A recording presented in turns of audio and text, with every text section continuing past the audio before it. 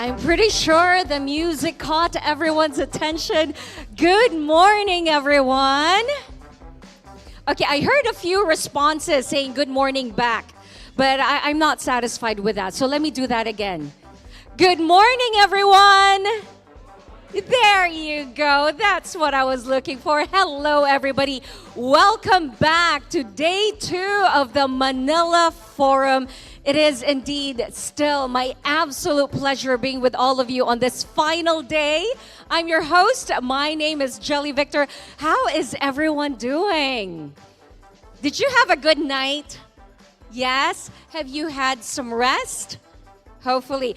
I'm not going to ask the question of if you've had coffee because the recommendation is actually not to have coffee as soon as you wake up. You have to let some time pass, just drink water enough to wake you up, and then get caffeinated a little bit later on, okay? So we will have time for that. But right now, like I said, this is the final day of the 2025 Manila Forum on Competition in Developing Countries. We are also streaming live right now on the official pages of Manila Forum. You will find us on Facebook as well as YouTube and on Zoom. So to those joining us remotely, good morning to you as well. Thank you very much for joining us. Now, for those of us who were here yesterday, including those joining us over on the live stream, you would probably remember that the first panel discussion that we had was on the impact of globalization on competition, specifically in agricultural markets. After that, we went straight into the next panel discussion, which was on how to enforce competition. We wrapped up day 1 with the final panel discussion on merger control in agriculture. And we're not going to keep you waiting any longer. We are going to dive right into our 4th panel discussion, which is going to be on navigating non-tariff measures in the livestock and poultry industry. Now, in 2023, the livestock, poultry and dairy industries constituted about 1/3 of the Philippine agriculture sector's total output. However, in recent years, livestock production in the Philippines has been declining. The demand has exceeded local production, requiring imports to meet the shortfall in demand. I'm recalling the discussion yesterday. Singapore was talking about how the producers actually started importing live chicks and would slaughter them in Singapore. I don't know if we're going to get into that. But due to this, the Philippines imposes a total of 169 NTMs on imports of livestock and poultry products. While NTMs have a reasonable and sufficient reasons behind their imposition, they can hinder growth if implemented with discriminatory intent or burdensome compliance requirements. So let's get right into our 4th panel discussion. Moderating this session is the icon. He is Professor William E. Kovacic of George Washington University College of Law. A round of applause for him, please.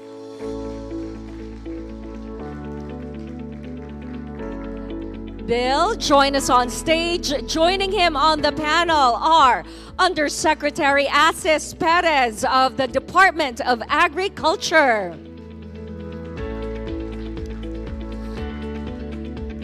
We also have David Salisbury of the Australian Competition and Consumer Commission. And finally, a gentleman who's hopefully had some time to breathe after a jam-packed day getting to the Philippines yesterday. We have the Director General Adano Roba of the Competition Authority of Kenya.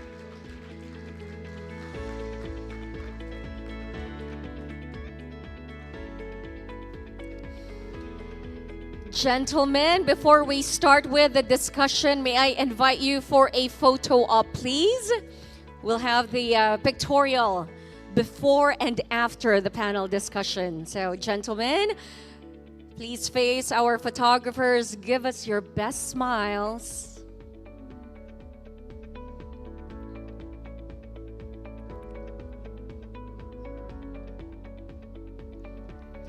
We are good. Professor Bill, the stage is all yours.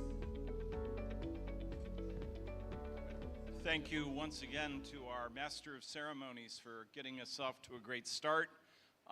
Today we have three wonderful speakers who will talk about the topic of non-tariff measures in the livestock and poultry industry.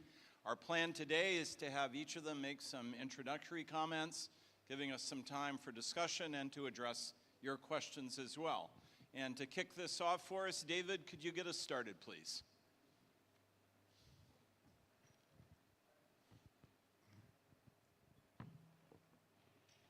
Thank you very much, Bill, and very honoured to be getting this session underway today. I'd like to begin by thanking in particular the Philippine Competition Commission for the opportunity to speak here today. I know firsthand how much it takes to organise an international conference like this, and the PCC team have just done an outstanding job, so congratulations to that group. Okay, for the slides, please. Yes. So I'll begin to talk a little bit. Thank you for the slides there. So obviously an important caveat in the presentation today is this is a regulator's perspective, and so the ACCC, we are Australia's national competition, consumer fair trading and consumer product safety regulator. We're an independent statutory authority. We administer the Competition and Consumer Act and other legislation. We exercise our compliance and enforcement powers, functions and priorities in accordance with a compliance and enforcement policy which we publish on our website. So we're very public about our intentions and our priorities. We don't create laws, we don't make policy decisions, but we do contribute to them through an advocacy function. The ACCC is a dedicated small business and agriculture branch which I am responsible for, and one of our enduring priorities in compliance and enforcement is the protection of the competition and consumer laws and the small business codes of conduct that apply to small businesses in the agriculture sector. Now, as I go through this presentation this morning, introduction, very much also want to emphasise that the ACCC has a dedicated enforcement division too that's dedicated to enforcing the competition law.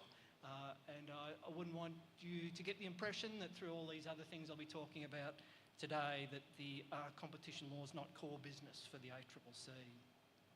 So today I'll give you a bit of an outline of what the livestock and poultry sectors look like, the regulatory environment in Australia, and if we get time, perhaps a case study on the avian influenza threat. Okay, the Australian livestock sector is outlined on the slide there. Perhaps we can see that's about, in particular, beef, sheep and goat sales total about $32 billion in 21-22. I should emphasise they're Australian dollars, so apply a discount of about 40% for US dollars. Pork industry is also significant. So the red meat supply chain, it's a complex range of entities shown in the supply chain diagram.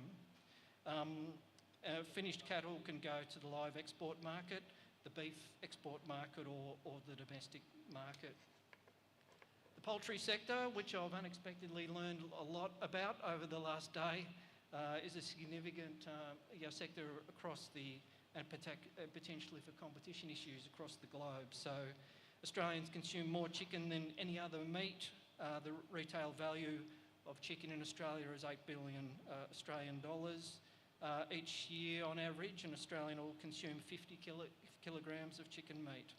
And so that chicken consumption has grown significantly since the 1950s. In particular, free-range chicken is also valued by consumers, and consumers pay a price premium accordingly. The industry itself is predominantly vertically integrated. Individual companies own almost all aspects of chicken production, which you can see on the slide there. However, many of the chicken rearing farms are owned and operated independently by chicken meat farmers who have contracts with large processors. And those contracts set prices and volumes and really detailed requirements for growing the poultry. So there's a high level of concentration in chicken meat processing stage. The two largest vertically integrated chicken processors in Australia supply about 70% of Australia's meat chickens. So most chicken meat is produced and consumed within Australia, and there's minimal imports and exports. So what does our regulatory framework look like? Well, there's a list of agencies up there to give you a sense of how they fit together. Australia is a Commonwealth, essentially a federation of 6 states and 2 territories. There's both national level and state level laws impacting the agriculture sector. So at the animal health and welfare, that's regulated by the states and territories. And they're progressively enacting and nationally consistent voluntary standards into law. Agricultural industry is also subject to biosecurity, air, water, noise control, pollution measures. In terms of trade, imports and exports are regulated at that federal level, the Australian government level. Australia values free trade, but there are restrictions on imports to protect Australia's biosecurity. There are requirements for exporting as well, including processing and export licences to protect Australia's reputation as an exporter. In the area of food safety, producers and importers must meet food safety standards. And the Food Standards Code is enforced at the state and territory level within Australia. At a federal level, our Department of Agriculture, Fisheries and Forestry administers the regulation for imports. So our role is, the ACCC's role in all of this. We're the only agency that enforces the competition law. However, in the case of consumer law, we do share that responsibility with our state and territory colleagues on a one law, multiple regulator model. And so there's a range of consumer protection provisions that apply throughout Australia and are shared amongst those regulators.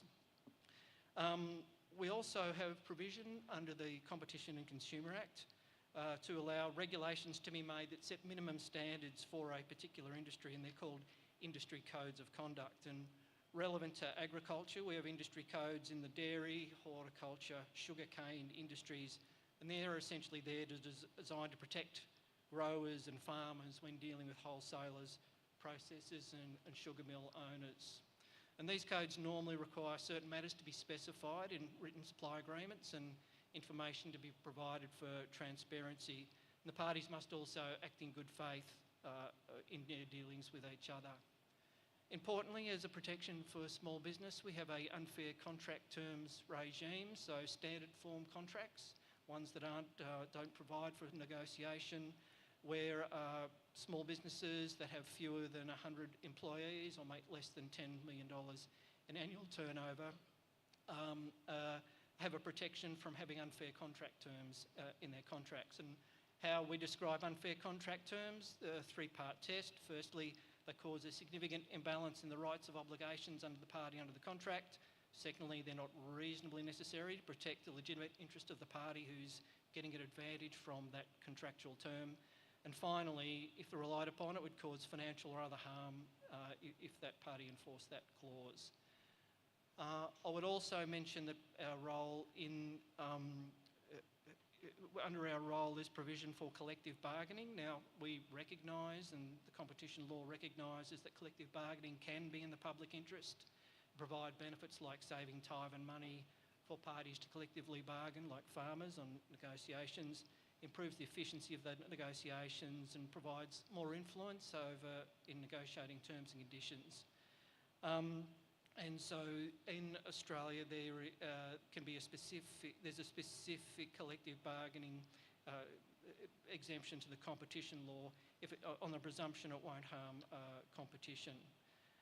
There is a class exemption for small businesses, which means that small businesses who want to collectively bargaining don't need to be individually assessed by the ACCC, and that again applies to the businesses with less than $10 million in turnover all the businesses need to do in that case is submit a one-page form to the ACCC. We've also got a role in certifying trademarks, and some of the crossover that Giovanni talked about yesterday between IP law and competition law comes into effect there. But our role is in particular to look at the applications for that set of intellectual property and to make sure that there's the rules won't be to the detriment of the public and satisfactory for competition, consumer protection and other laws we administer. On the non-government side, there's a range of industry bodies that play an important role by representing Australian agricultural businesses and running accreditation schemes and liaising with government. And it's really important that industry groups can provide a way for the views of smaller agriculture businesses to be heard in government decision making, something that Bill really emphasised in his opening address yesterday, the importance of listening. There are a range of livestock industry bodies, some of which play a role under legislation. For example, the Red Meat Advisory Council is a peak body representing the red meat industry across the supply chain. Another agency, Meat and Livestock Australia, is funded through a compulsory levy to provide research, market information and market programs. Similarly, in the poultry sector, the Australian Chicken Meat Federation, an industry representative group recognised by the federal government, which represents the industry on a range of matters including animal health and welfare, biosecurity and food safety standards. The Chicken Growers Council, another association, represents those contracted chicken meat and turkey growers that I mentioned earlier. The ACCC also importantly has a consultative committee, so we meet twice a year. We have some of our commissioners meet with around a committee of 30 members. Those members are agricultural industry bodies that specialise in different sectors, geographical zones and parts of the supply chain. And so the consultative committee helps to facilitate communication between us and between the ACCC and those industry groups. Importantly, helps us to understand that the issues affecting the membership. So poultry, which is I've been asked to make some particular comments on for this session. So Australia is a net exporter of livestock and poultry products. There is a key reason Australia's got a number of relative advantages in several livestock sectors. Australia's the 6th largest country in the world by geography, and agriculture accounts for 55% of our land use. So essentially a vast area across Australia is well suited to grazing livestock on native vegetation, and modified pastures can be efficiently used in environments across Australia and eastern parts of Australia. And so those sort of favourable conditions enable Australia to produce enough meat to feed a relatively small population of 27 million, as well as providing a surplus traded into other markets. So given the significance of these industries to the Australian economy, it's important for them to be free from disease. You know, we need to protect our native ecosystems, which are vulnerable because they've been developed on Australia's isolated landmass. And this is why we have strict quarantine rules for imports, and these requirements are designed to protect Australia's biosecurity as well as consumer safety, but we know they also can limit competition from imports. Now, so there are strict requirements, for example, on imported birds and poultry products. Virtually no live cattle are imported into Australia for these reasons. And similar measures can in turn affect our exports to other countries. For example, chicken meat exports are low and have been driven down further recently with countries concerned about avian influenza. So Australia doesn't not impose import restrictions for the purpose of protecting the competitive position of domestic producers, and we're mindful that competition from imports can provide valuable competition to our domestic industries and better outcomes for consumers. In the decades following World War II, just to show that Australia has been through the cycle here. Australian government's implemented a series of statutory marketing arrangements which resulted in high levels of government intervention and regulation in our agricultural markets.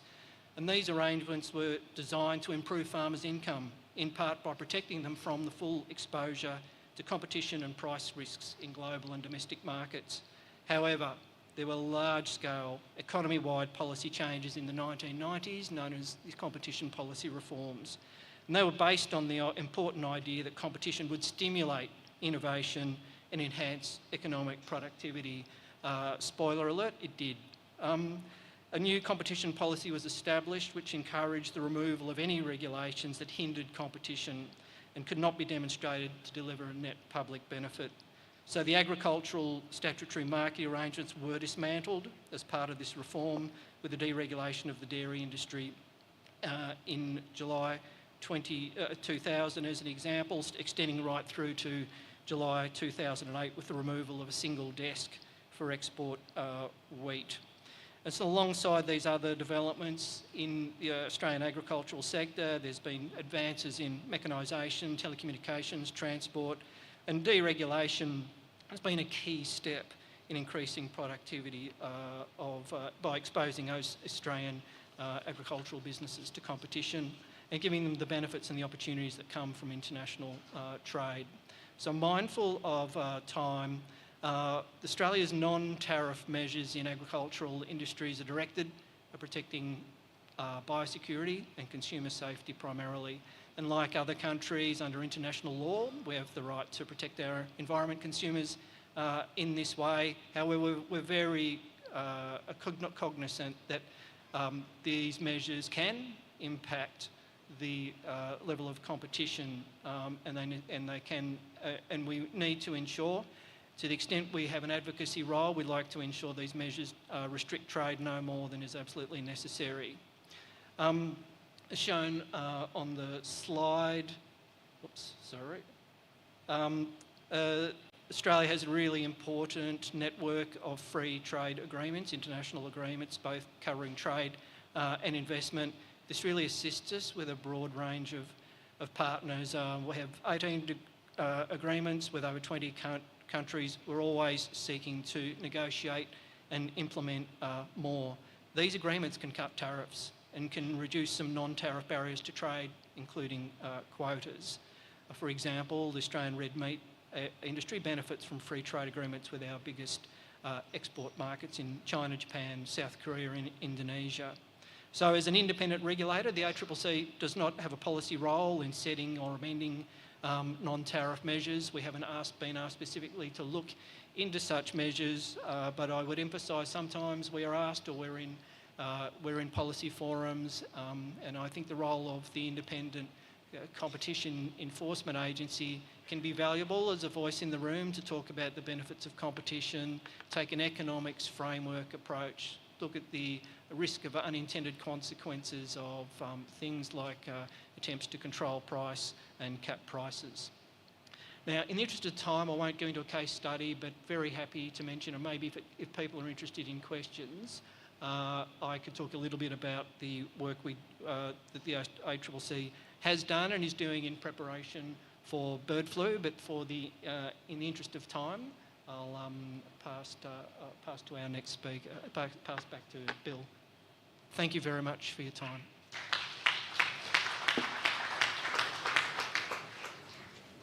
Thank you, David, for that wonderful panorama of the framework in Australia, and I hope that during our conversation you can come back maybe to some of the points that you meant to set out in the case study. To get a perspective from Africa, Dano, can you tell us how you see things from the Competition Authority of Kenya, please?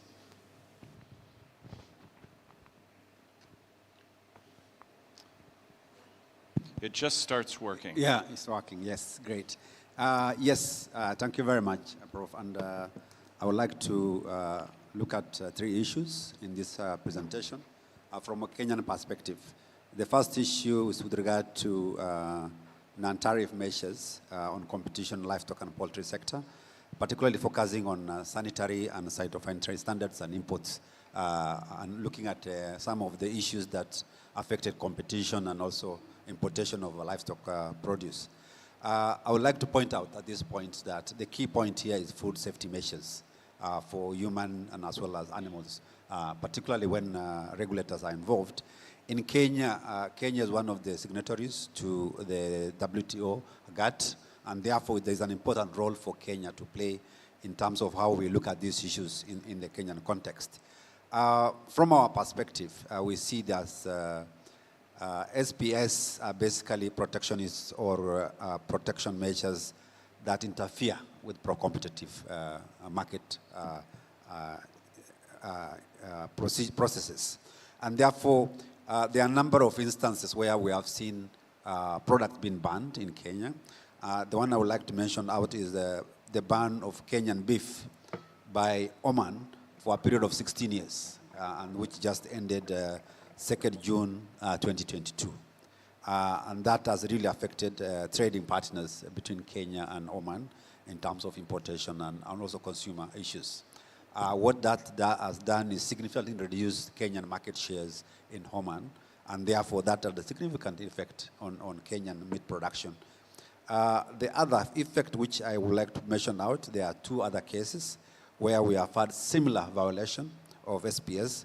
The Kenya also banned meat to Gulf states, particularly with regard to Middle East. The reason being the Rift Valley fever, one of the diseases, and mouth and foot among the cattle. That had really affected Kenyan production also in the region. And as we speak, there's a discussion going on in terms of vaccination for improving exports out of the Kenyan market. And this really is still a discussion which is ongoing and limiting importation of livestock produce outside Kenya. The other second example I would like to give is the ban of chicken and chicken products by the US government. This is a ban that followed failure to do risk analysis, particularly with regard to US foreign supplier verification program that led to the ban of chicken and chicken feed products to the US, also affecting the Kenyan market. With regard to livestock, again, I would like to just emphasize that sanitary and phytosanitary had a major impact in Kenyan context. In January 2017, Kenya banned the importation of poultry and poultry products from Uganda, which is a neighboring country, and also within East African region, with a common standards.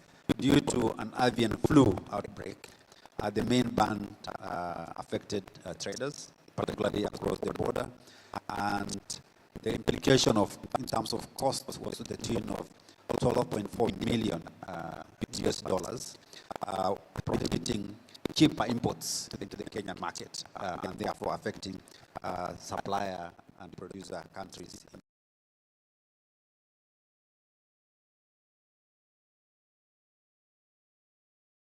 Within the East African community. Tanzania destroyed 6,400 day-old chicks imported from Kenya, and on health accounts that the consignment of the chicks was destroyed as a way of illegal imports and the fear of spread of bad flu in the Kenyan importation.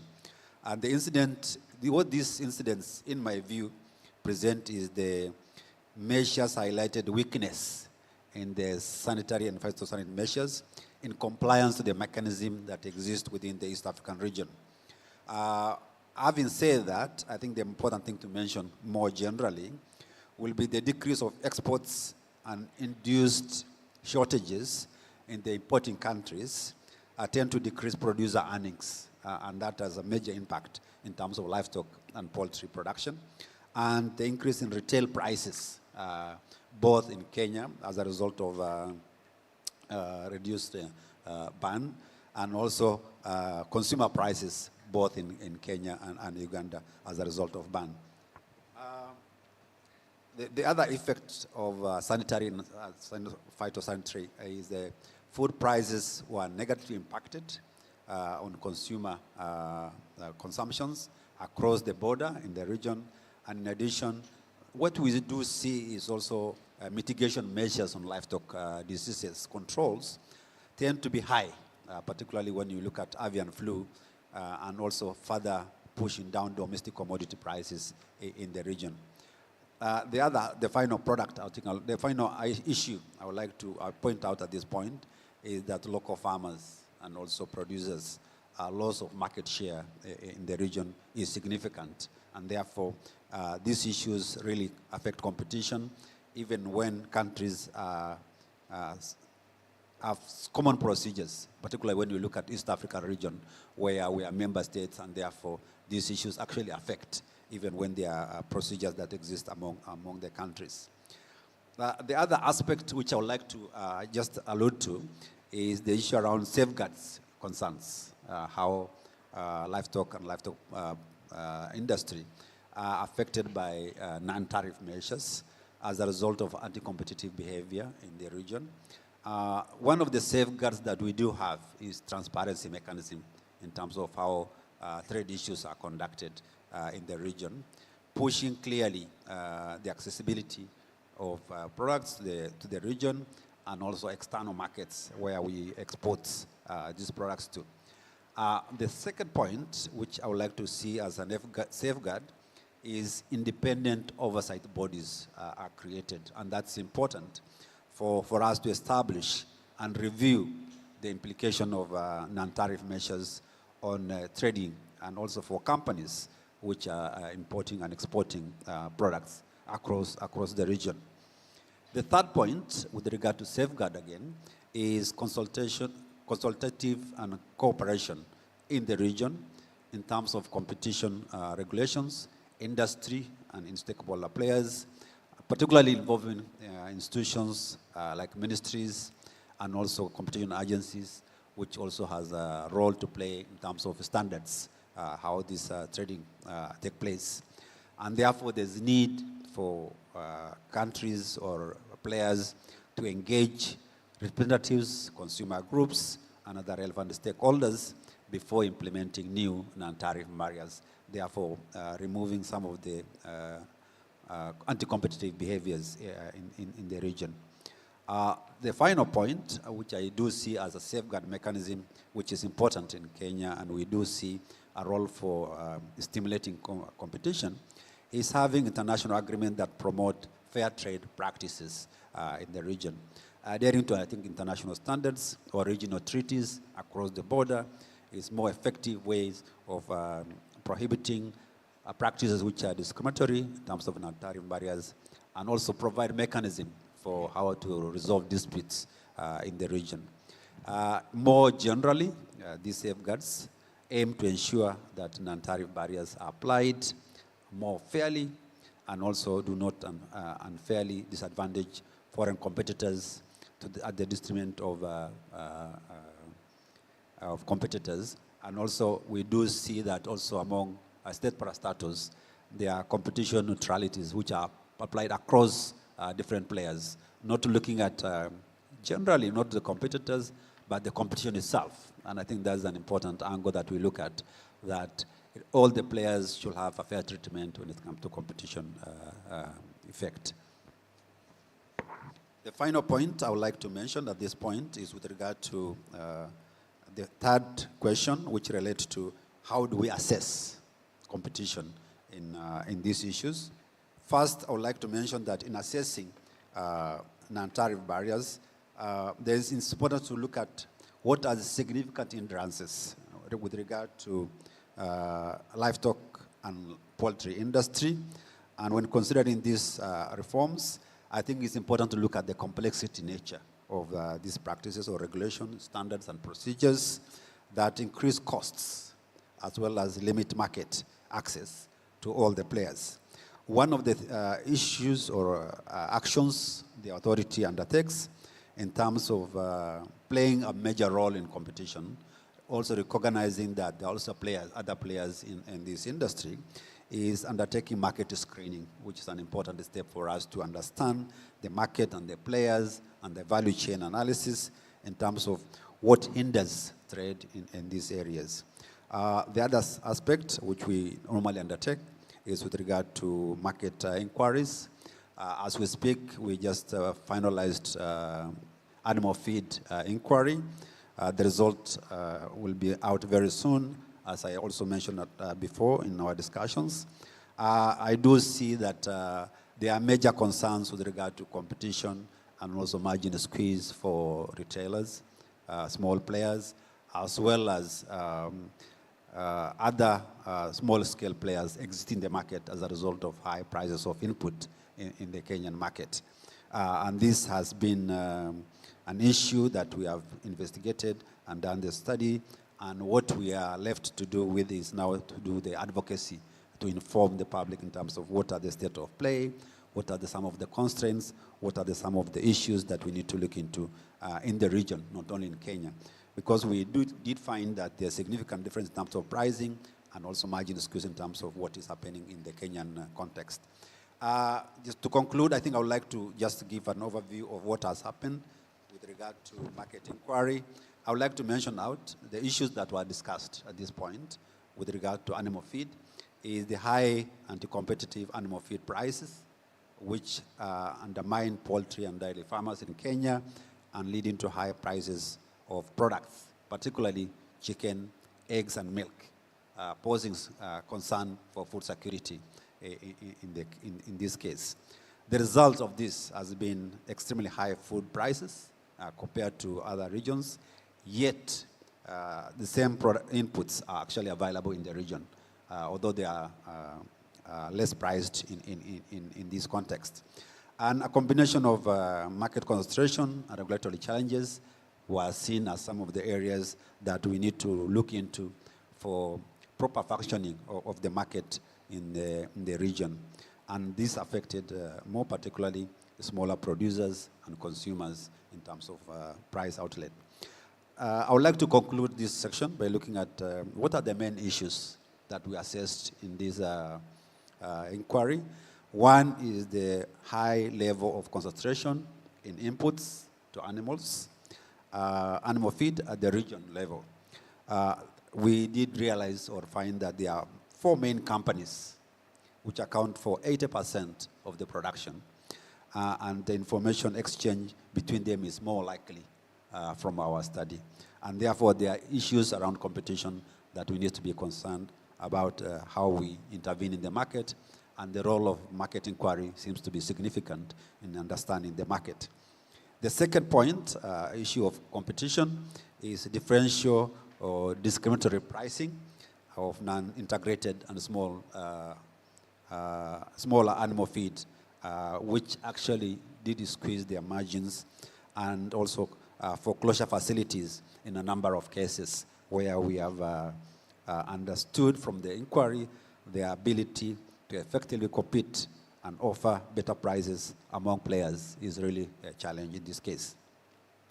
The final point I would like to point out at this point is the supra-competitive prices through the value chain with high markups on animal feed inputs, resulting in feed prices being, in some instances, 42% higher than the other regions in Kenya, and even to the extent that these prices being 54% higher than the prices in Brazil.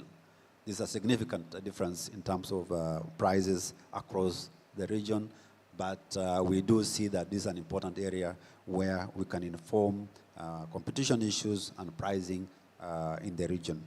And finally, a high cost incurred by small producers and lower margins to the effect that the margins for small producers are 7 to 8%, whereas the margins for large-scale producers were to the extent of 15%, which is almost double the margins that were received by small-scale producers, despite some of them even existing in the market as a result of high prices of input. I would like to point out also that these were also issues that were identified by government as some of the areas that need reform in terms of how they are handled within the region and also globally. And finally, that this is not the only input factor that was identified. We started with the animal feed inquiry, but both fertilizer and seeds were also some of the inputs that were of concern and have been addressed elsewhere, and we wish to look at them more closely through market inquiries and screening in the coming years. Thank you very much. Thank you so much. Again, both for that survey of the issues that are being pressed upon the authority and the great example of the market study that you completed, and maybe again for the discussion we can have a bit of time to hear about what you think next steps might be in that regard.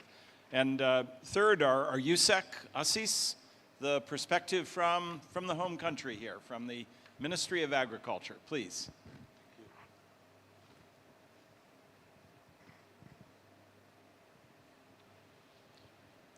I would offer you the opportunity to become a competition lawyer if you like. We can sign you up. Thank you for the offer. I would like to start a new practice of law which is called food production lawyering. So, but thank you for the offer nonetheless. Commissioner Ferdi already is there. So, just to lighten the mood a bit, I'm not here to control prices of chicken or pork, because I'm from the farmer sector.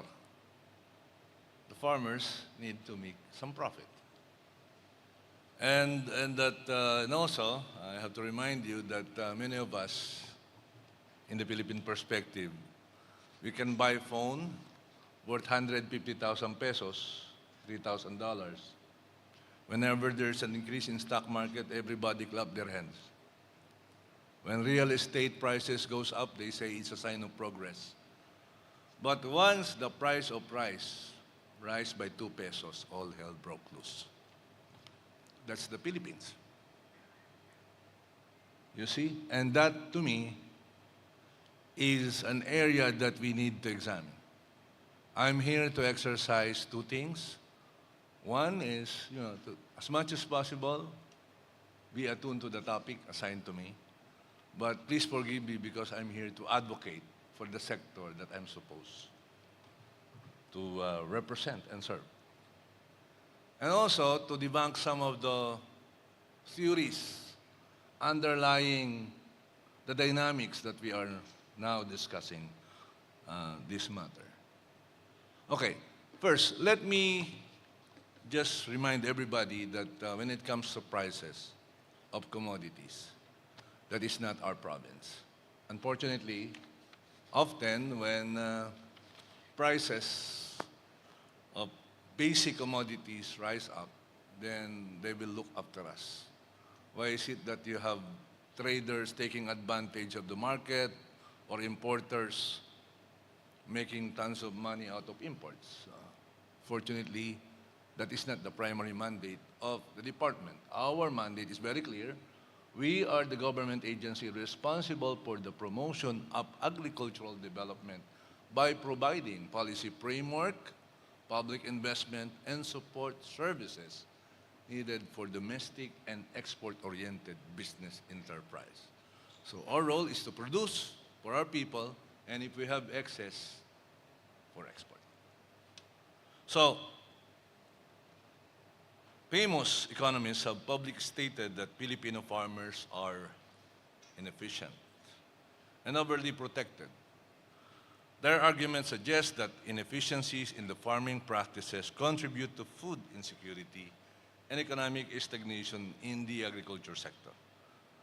However, this perspective fails, in my perspective, to acknowledge the broader structural issues that disadvantage Filipino farmers in comparison to their counterparts in wealthier nations and even within the ASEAN.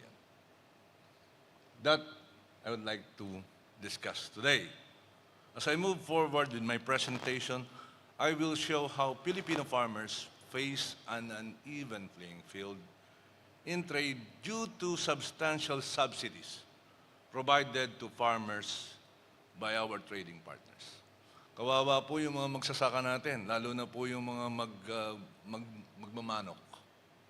The chicken farmers, they are often labeled as overly protected sector, when evidence will show the contrary. I'm a lawyer, and like Ferdy and Commissioner Aguinaldo, we're supposed to speak only when the evidence indicated the same.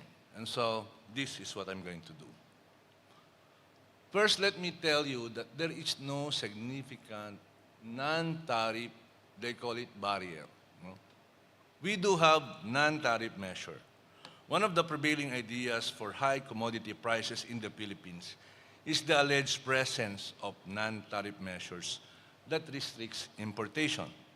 However, empirical data directly contradicts this claim. The government does not impose restrictive non-tariff measures on agricultural imports. Yes, yet essential commodities remain high. So, just like Australia and Kenya, our non-tariff measure is simply sanitary and phytosanitary measure. We cannot allow the entry of sick chicken meat or sick pork meat. It happened to us in 2019 with the influx of ASF. We devastated 50% of our swine population because of our failure to implement properly our SPS measure. SPS measure, therefore, is an important component of the regulatory framework of the department. That, just like in Australia and Kenya, we can never, never, never surrender. Okay, now, going now to the data. This is the reality. Again, with more imports, lower prices. Sorry, empirical data does not support that. You see, from 2015 to 2019, Philippines maintained a relatively high levels of domestic production, while importation remained low. During that period, the retail prices of pork were stable,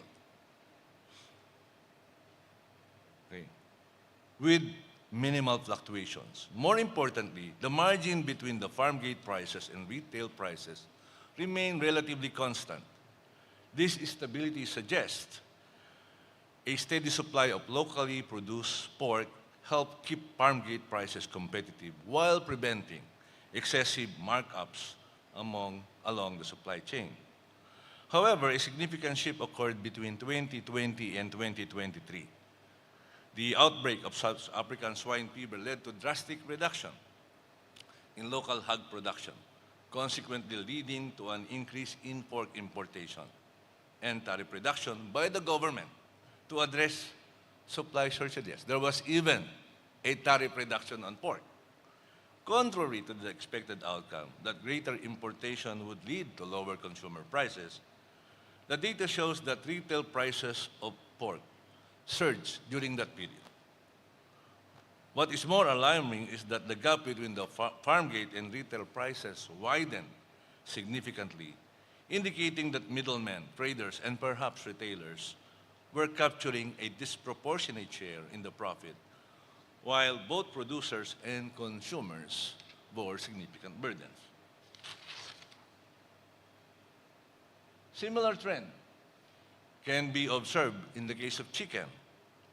While historical data demonstrates the critical role that domestic production plays in maintaining stable retail prices from 2015 to 2019, the Philippines saw relatively high levels of local production, which ensures a steady supply in the market.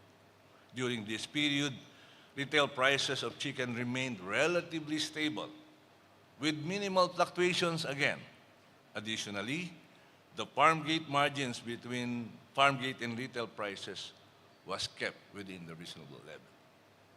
However, from 2020 to 2023, a different pattern emerged. Kita po naman ninyo. Including pandemic-related disruptions, higher production costs, challenges in the poultry industry, led to significant reduction of local chicken production.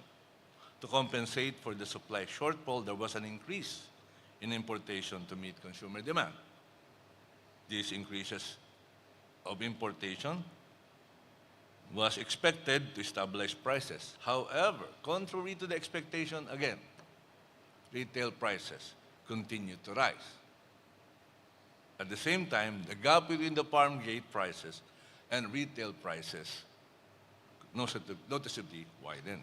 No? Now, going now to rice, the famous rice, same thing happened. And in the case of rice, it's even worse because we even reduced tariff by 20%, from 25 to 30, but prices still went up. So question, where did the money go? I don't know. That's not the mandate of the Department of Agriculture. Now, can we expect, okay, you see, ayun, ito yung pinapakita kong graph sa inyo. You see, above is the price of imported rice, the red one, and this is now supposedly, in the middle is what you call the landed price of rice, of imported rice. Prices go up despite the fact that tariff and landed costs went down significantly by 6 pesos. Now, can we expect lower prices if import continue to rise while our local production declines? If we continue increasing importation while allowing local production decline, can we expect truly that prices will drop? The evidence strongly suggests otherwise. Killing local production does not lead to cheaper food, rather it creates more unstable market where only few players control the supply, dictate the price, and exploit the consumers. Imagine if you have 1 million farmers producing versus 10 importers. You cannot control the 1 million. You cannot control the 1 million. They cannot go together and talk about prices. But if you only have 10 or 20 importers, which is the source of your imported goods, you know, things can happen somewhere. Now, let me just have a few more slides. The theory of fair trade.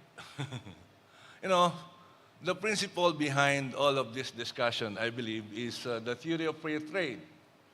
The principle of free trade is often justified by the notion that the most efficient producer will thrive in an open market. However, this argument does not apply in the Philippine agriculture because the playing field is not equal. Farmers in exporting country benefit heavily from trade-distorting subsidies that provides them with an artificial competitive edge over Filipino farmers. This data is from WTO. Not invented by myself, but provided by the WTO. Now, if you look at this data, you see, okay, what does it mean? So, what I did was simply look at the numbers provided for by the WTO and divide it by the number of farmers. So, you know, our competitors, US, for chicken, you know, each farmer in the US received $1,682 in a period of 22 years, from 1995 to 2022. Again, this is not my number. This is WTO number. European Union, $557,000.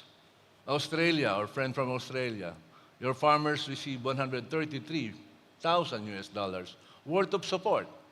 South Korea, $145,000.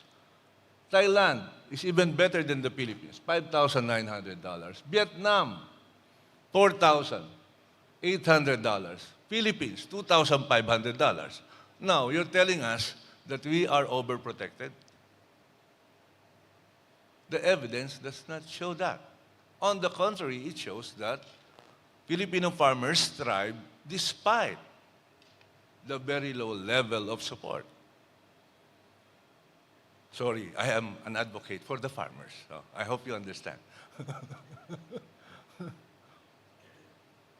Do our farmers now deserve to be called inefficient? I don't think so. I will argue before anybody, in any forum, in any place, call it, and I will say our farmers are not inefficient. So, what is the result of, you know, these distortions? You know, I admire Thailand and Vietnam. They provided ample support for their farmers. And as a result, look at their poverty incidence. In the case of Vietnam, from 70 to 4.4% poverty incidence. In the case of Thailand, from 58 to 6.8%. In the case of the Philippines, from 39 to 18. You see the percentage point? So, what I'm trying to say is, if we support our farmers properly, you will hit a lot of, issues and targets. You hit on the poverty, you hit on food security, and things like that. I'm sorry, my time is up, but, this is our graph, you see, and this is what the Department of Agriculture is trying to do.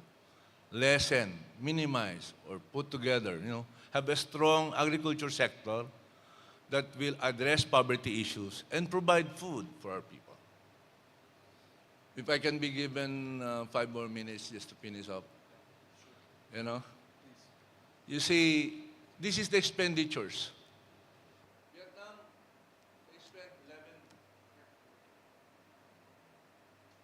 in proportion. And again, this is an advocacy. Hello? Just for comparison, how much is the budget spent on agriculture? Look at Vietnam. 11%. So, huwag kayong magtaka. Bakit poverty incidence in Vietnam went down drastically? Look at China, 7.3% of their budget. Look at Thailand, 4.5% of their budget. Now, question. Kano ba sa Pilipinas? An average of 3%. In fact, during the Duterte years, it was 1%.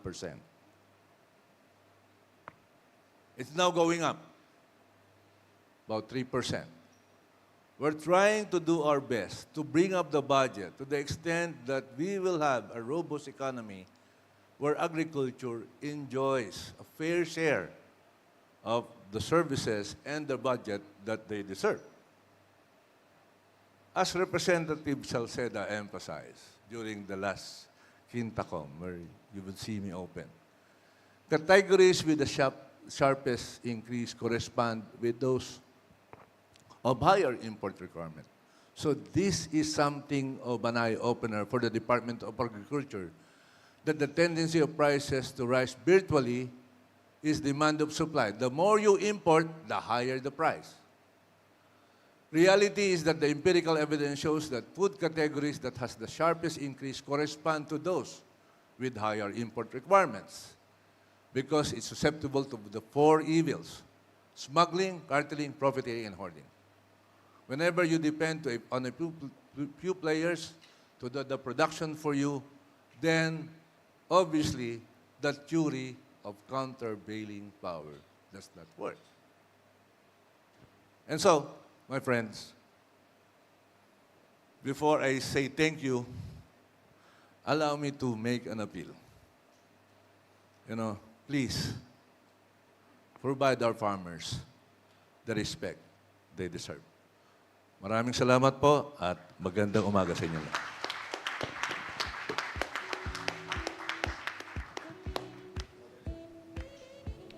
Absolutely fascinating presentation, Undersecretary.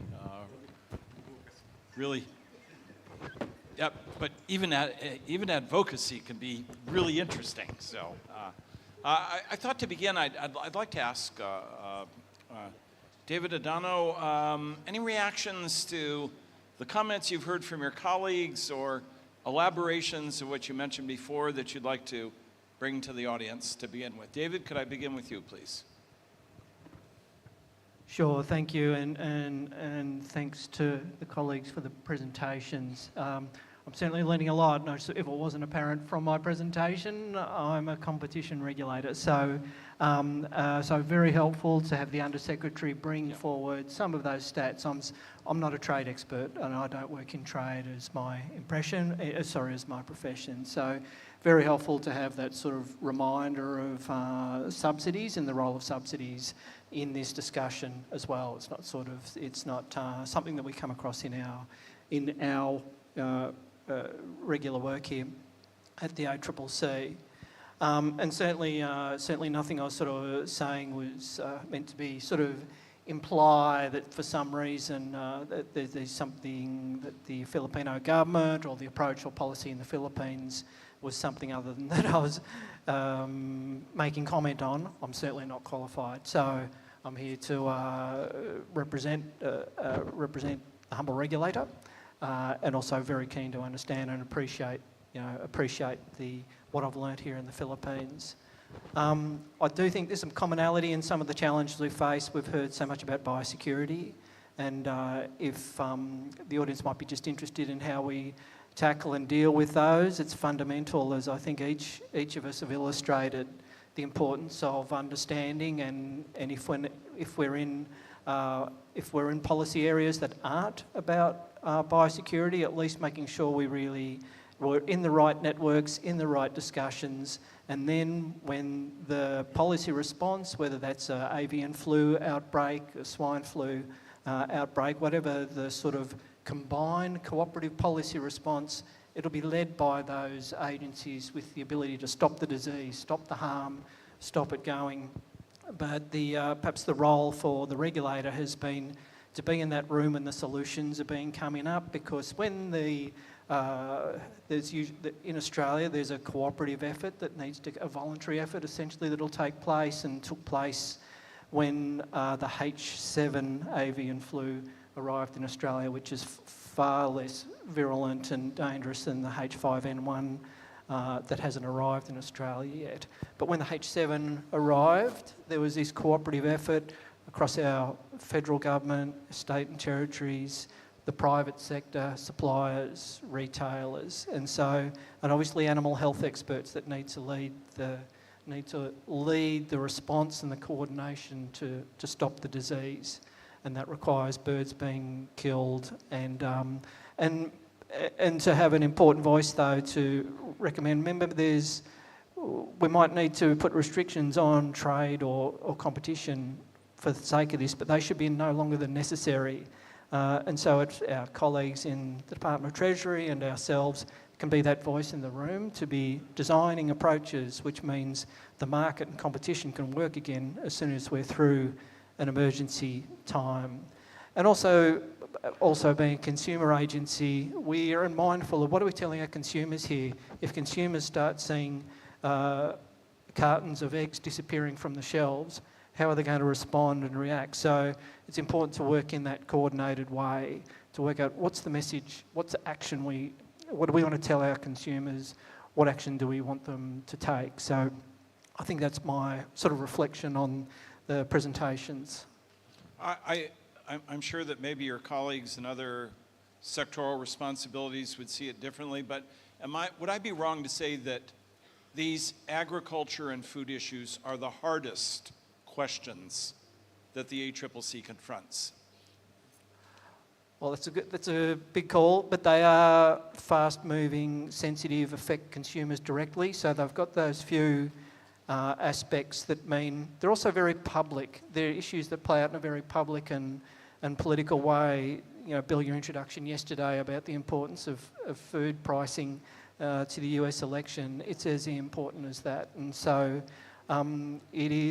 there are those important, diversified, somewhat wicked problems, but I hesitate to rank the wicked problems that we deal with, because there are some other issues of really entrenched policy difficulty that sometimes we cross.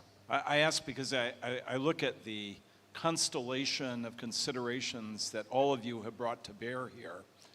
It's a very intricate collection of intersecting policy demands involving not only different substantive domains of the law, but industry actors, public actors, whose decisions affect performance of the sector, it strikes me as a uniquely complex and difficult task. Adano, can I ask reflections from what you've heard and reactions? Thank you very much. I see there's a lot of similarity and overlap in terms of the presentation. I think that will make a strong point in terms of contributing to this debate in that front. I also see that given that more generally competition principles across the globe are the same, and also in the face of interconnected global and food flows across the different regions, I think more synergy can be enhanced through looking at similar approaches to analysis and some of the issues that we look at, so that beside having unique or isolated cases from a country differentiated by different approaches to the analysis and issues of concern like food security, I think it will be more fruitful looking at commonality and differences across different regions if we adopt a common approach. And I do find the issue around subsidy, which is normally a test for competition agencies to see in terms of how to look at, and also issues of farmer efficiencies and how they can be supported in boosting local economy or lowering consumer prices, to be issue that I think can be more looked at. And in terms of policy and reforms that might be required, I do see that given the structure of government and priority in the face of limited budget allocation, then the need for farmers to be promoted in supporting government reform to be maybe an issue of advocacy, looking at how can we bring together different players and different institutions. In Kenya, for example, what we have seen that the coordination is almost always the weakest. And if you look at SPS as a kind of a measure to be looked into, we do have the standard agency playing a role. We do see veterinary agencies playing a role. We do see that plant inspections agency playing a role. And this, all of them, also competition, have a role to play. And therefore, how do these issues, when put together, might affect reform by these agencies? And also from a government perspective, it presents a complex scenario where maybe competition needs to be more proactive in engaging other institutions and also playing its role within the jurisdiction and also across the borders. Could I ask you briefly, what's the next step for the application of what you learned in the market study? The study is just coming out now, and the next step will be, we have created a draft advocacy plan on how to reach out, not only to the Kenyan stakeholders, but also the region. And our plan is also to reach out to other institutions that we have worked with, like Professor Simon Roberts, we have worked together, and also South Africa. We have seen some evidence of price differential across the region. And therefore, our next plan will be to now take the finding out to see how can we collaborate even better in terms of competition in specific areas of interest. In this case, the animal feed and the inputs to agricultural production and food security in the region. Before I turn back to Assis, I wonder if I might ask you both again, a point that Assis raised in his presentation. We see a great deal of discussion today about industrial policy, about the role of public investment in improving the performance of different sectors and how those investments can be valuable additions to the entire constellation of measures that governments take. Do any types of investment come to mind to you when you look at the way the sectors have operated? Are there investments that public institutions could make? Maybe it's to the regulatory process, maybe it's to health and safety screening. can you think of areas where public institutions might wisely invest public funds to improve the performance of the sector, including investments that make the lives of individual producers, individual farmers better off? Does anything come to mind there about the role of public investment? Yes, public investment in the sense of a partnership in terms of with limited government funding for agriculture. And what we have seen since 2010, we have devolved government of governance, and we have regional governments, and agriculture has devolved. And therefore, there's doodling resources for agricultural budgetary allocation at the regional level. And if you look at aggregate in terms of allocation to agriculture before this devolution and after, we do clearly see that there's less public investment in agricultural sector, and this is of concern. What is happening now for different crops and for different initiatives, there is a promotion of government for public-private partnership in agricultural sector, particularly through corporate. And this is what government has been supporting the last few years.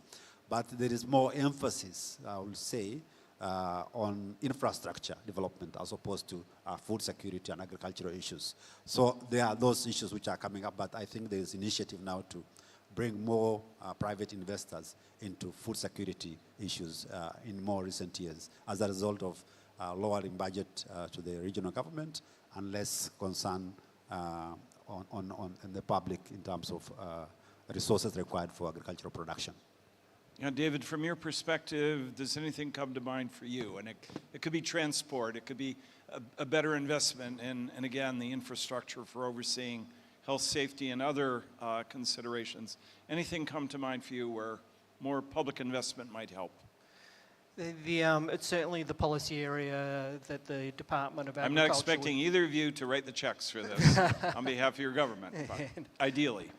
Yeah, I think certainly the Department of Agriculture are very, very active in being receptive and looking for those opportunities where public investment is going to be useful, because agricultural supply chains, like other supply chains, have market failures, might not supply, for example, information, research, transparency measures that the government might sort of choose to invest in and support. So typically in Australia, things like research, that the idea of research, to get the research done and to share it, is something that the market itself might not provide, and the government, through either itself or through some partnership with the agriculture sector. University departments that do, yep. Yeah, so Yep. that is the sort of model, and it's often the things we're finding in Australia now is the things that the market isn't providing and is perhaps needing to work as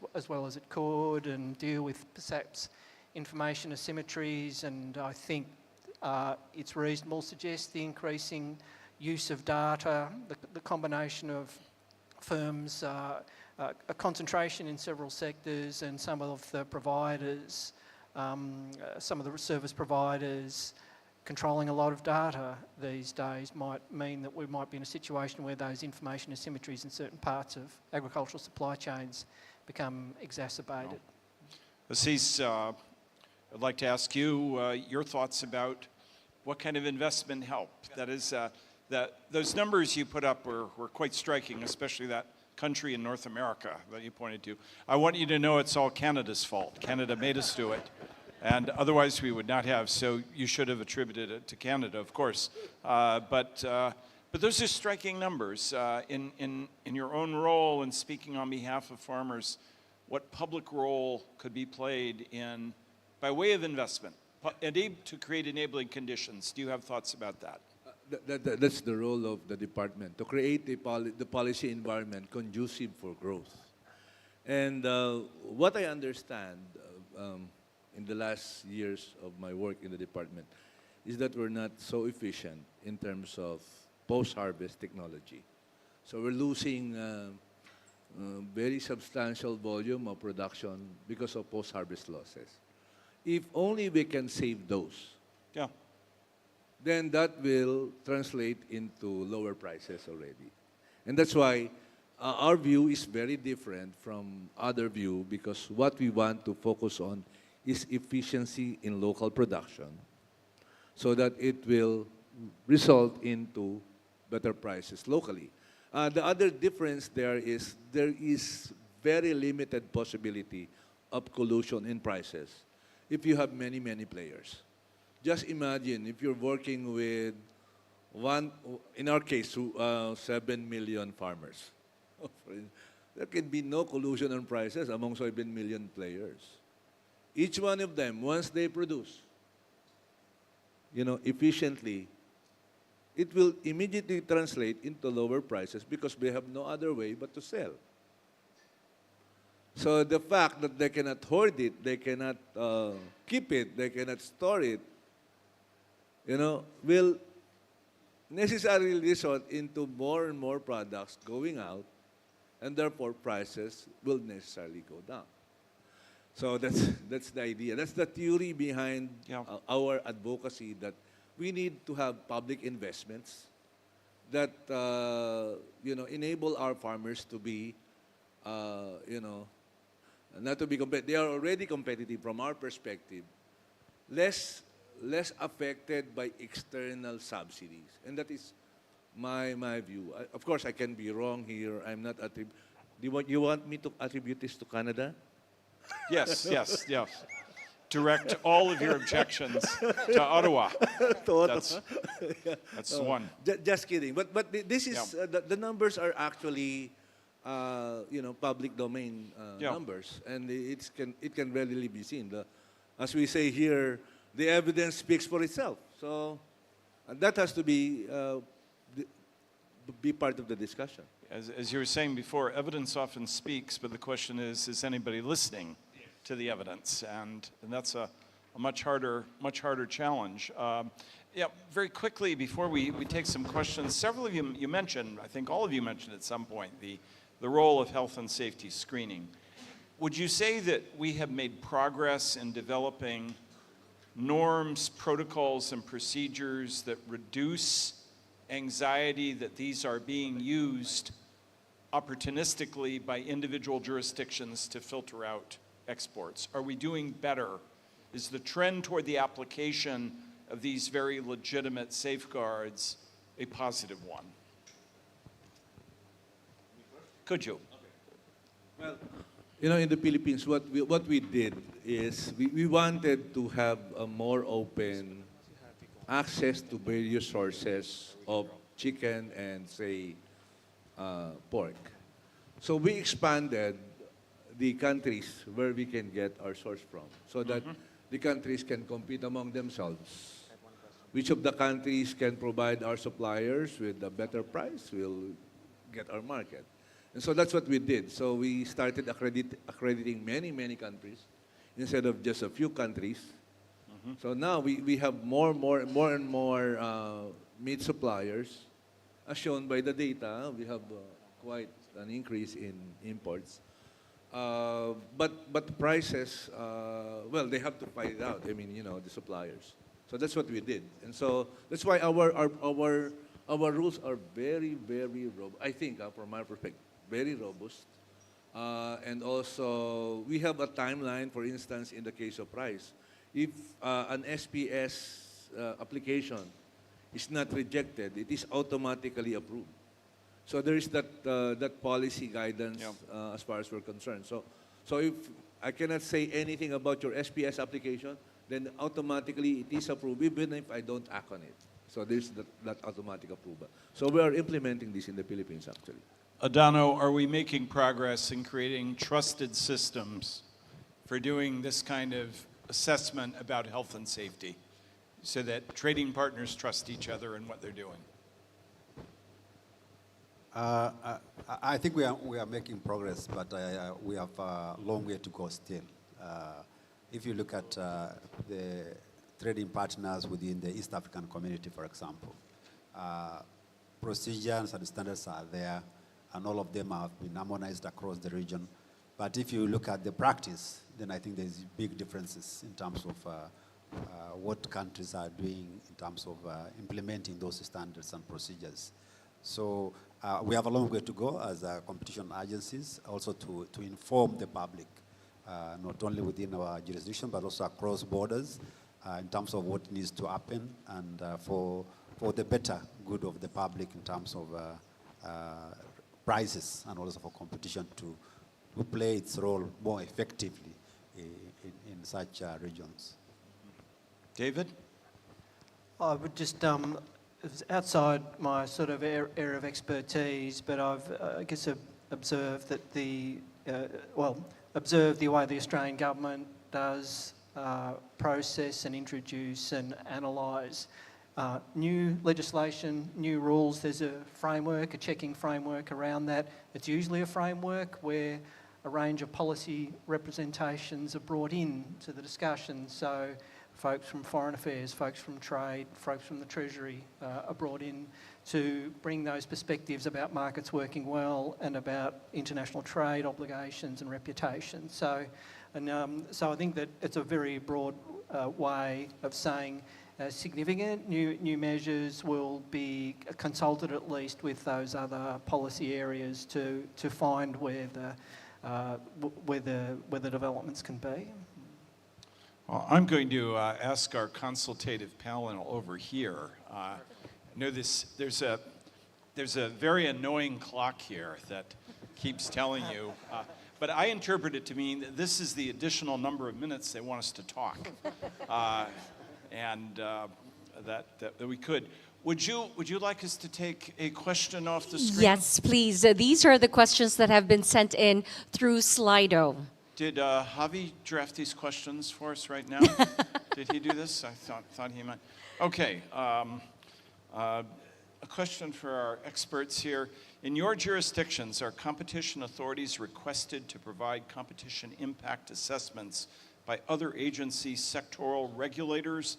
Are competition agencies consulted when sectoral regulators change policies, such as adjustment of tariff rates? Who'd like to take that one? Adano? I can start. I think there are two questions here. One is on impact assessment request by other agencies. Of our interventions, my understanding is with regard to our interventions, what role we play and how effective has been our decisions or initiatives. My answer will be no, we have not had any from others, but we do it ourselves based on our previous decisions, particularly on cartel cases, on merger cases. We look at, for the 2-3 year period after the decision has been made, what has been the impact of that decision on the market, particularly looking at entry issues, if there have been any entry after that decision, if there are price lowering after that decision, and that's what we do. And because of limited resources, we do it on a prioritized basis. We look at the decisions that we have made, which are likely to have wider, bigger impact on the wider society. Then that's how we conduct our impact assessment from our own decision. The second point is with regard to consultative process with other sector regulators on sectoral issues. Yes, this is mixed. There are two ways. One is whenever a regulation or legislation is published, there's a requirement by constitution that there is public participation, which means you can submit to your oral or written submission with regard to your role and the provisions of the regulations or law, what it means for competition. We do that proactively, or we can be approached by other sector regulators. There are sector regulators, more particularly in Kenya, like the energy regulator, telecom regulator, where within their law, matters competition and consumer protections are domiciled more primarily within the Competition Act. And therefore, in their law, it has been stated that any regulations, any law amendment, they need to consult us for us to give our view in terms of what are the implications of proposed legislation clauses or regulations in terms of competition in the national economy. So those are two approaches. We can do it ourselves once we have seen a bill or regulation published for public participation, or we are consulted directly by sector regulators for us to give our input in those regulations and laws. Thank you. David. Thank you. In the Australian context, so the ACCC can sometimes be requested by other regulators to look at things, but there's not a responsibility, there's not an obligation on us to respond to that. And we look to our policy masters in the Treasury, the Department of the Treasury, and work with them. And so in order to get the powers to conduct a market inquiry with compulsory powers, information gathering powers, I should say, that'll need to come from a direction from the minister, our Treasury Minister. So there's a more of, it's not a direction from another agency so much, but a view of another agency that, hey, there's a market failure problem potential over here, potentially a competition problem over here. The ACCC should look at that. That'd be something that the Treasury would consider. And in terms of the consultation, I would say it's because we are the regulator and the Department of Treasury is more involved in the day-to-day process of policy consultation and development. It's often up to the Department of Treasury to identify, here's those things competition related we'd like to hear from the ACCC. So I think that adjustments to tariff rates might come up if it were to impact on an issue we were looking at specifically or competition analysis. So it's a bit of a depends on us. It's not necessarily consulted on everything. Assis, do you have a comment on the consultation? I don't know if I'm not a competition authority regulator, but what I understand is that we have the Tariff Commission in the Philippines. They are the ones who provide the tariff rates, and but we are all consulted. Even the local producers are consulted, and also the importers, and also the different agencies. But oftentimes, our local producers are losing in the debate. Yeah. So there's always a tendency to lower down tariffs, as you've seen in the last years in the Philippines. Tariffs on food-related, like chicken, pork. I think chicken and rice and others we reduce it, but there was consultation. Yeah, enough consultation. Yes. There was one more question that was posed to me. In what country would you find the Great Wall of China? That would be China. Just so you know. But that was the last question we have. I don't know how many different public officials you get to see on a regular basis, but I find it very heartening to hear the kind of discussion we've had today and to see the kind of expertise that you have on the platform here. To see public administration practiced at a high level, which is thoughtful, based on data, based on good theory, gives me a lot of confidence that difficult, sometimes seemingly intractable problems can be addressed successfully. So I want to thank our three panelists, and before the MC comes back to guide us to the next stage, please join me in thanking them for their conversation. Thank you very much once again to Professor Bill Kovacic, Yusek Perez, Mr. Salisbury, and Director General Roba. Can we have a post-panel photo up, please, gentlemen?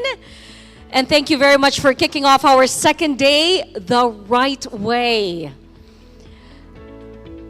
All right, that's a photo. Thank you as well to everyone who sent in their questions. If we weren't able to get through to your question, it's probably because it was answered during the panel discussion and with the other questions that Professor Bill posed for our panelists. Thank you very much once again, gentlemen. Ladies and gentlemen, another round of applause for them, please. Now, before we move on to our final panel session for this conference, please take the next 20 minutes to have your coffee break, maybe a bathroom break, a mingling and networking break. Please make use of it, and we would like to request for everyone to be back by 10:55 so we can have the final panel session start off at exactly 11 a.m. And with that, enjoy your break. Thank you. In his first professional fight, Totoy Adriano and the defending champion, Dominador Ortiz. Let's get ready to rumble! Ooh, that's a headbutt. Nag-uppercut si Dominador. Ah! That's way below the belt. Dominador just got away with everything. Hindi naman illegal maging dominante sa negosyo. Pero, pag inabuso ang pagiging dominante para pigilan ang pagpasok ng iba pang negosyo, bawal yan. Illegal din na pigilan ng dominanteng negosyo ang consumers na bumili sa mga karibal nito. Isa yan sa mga abusong iniimbestiga ng Philippine Competition Commission para panatilihing patas ang laban sa merkado. Kaya isumbong sa PCC ang anumang pang-aabuso sa negosyo. Tandaan, kung may kompetisyon, consumers ang panalo. Para sa karagdagang impormasyon, makipag-ugnayan sa Philippine Competition Commission. It's Game 5 of Gold Fixers versus Red Riggers. Alalay passes the ball sa kalaban. Dominador is wide open.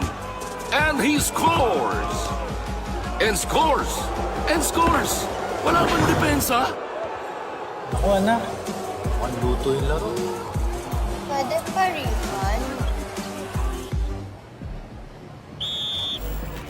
Hindi lang sa sports may luto. Minsan, ang mga negosyo bumubuo ng kartel, nagsasabwatan sa halip na mag-compete, nagdidikta sa presyo ng bilihin.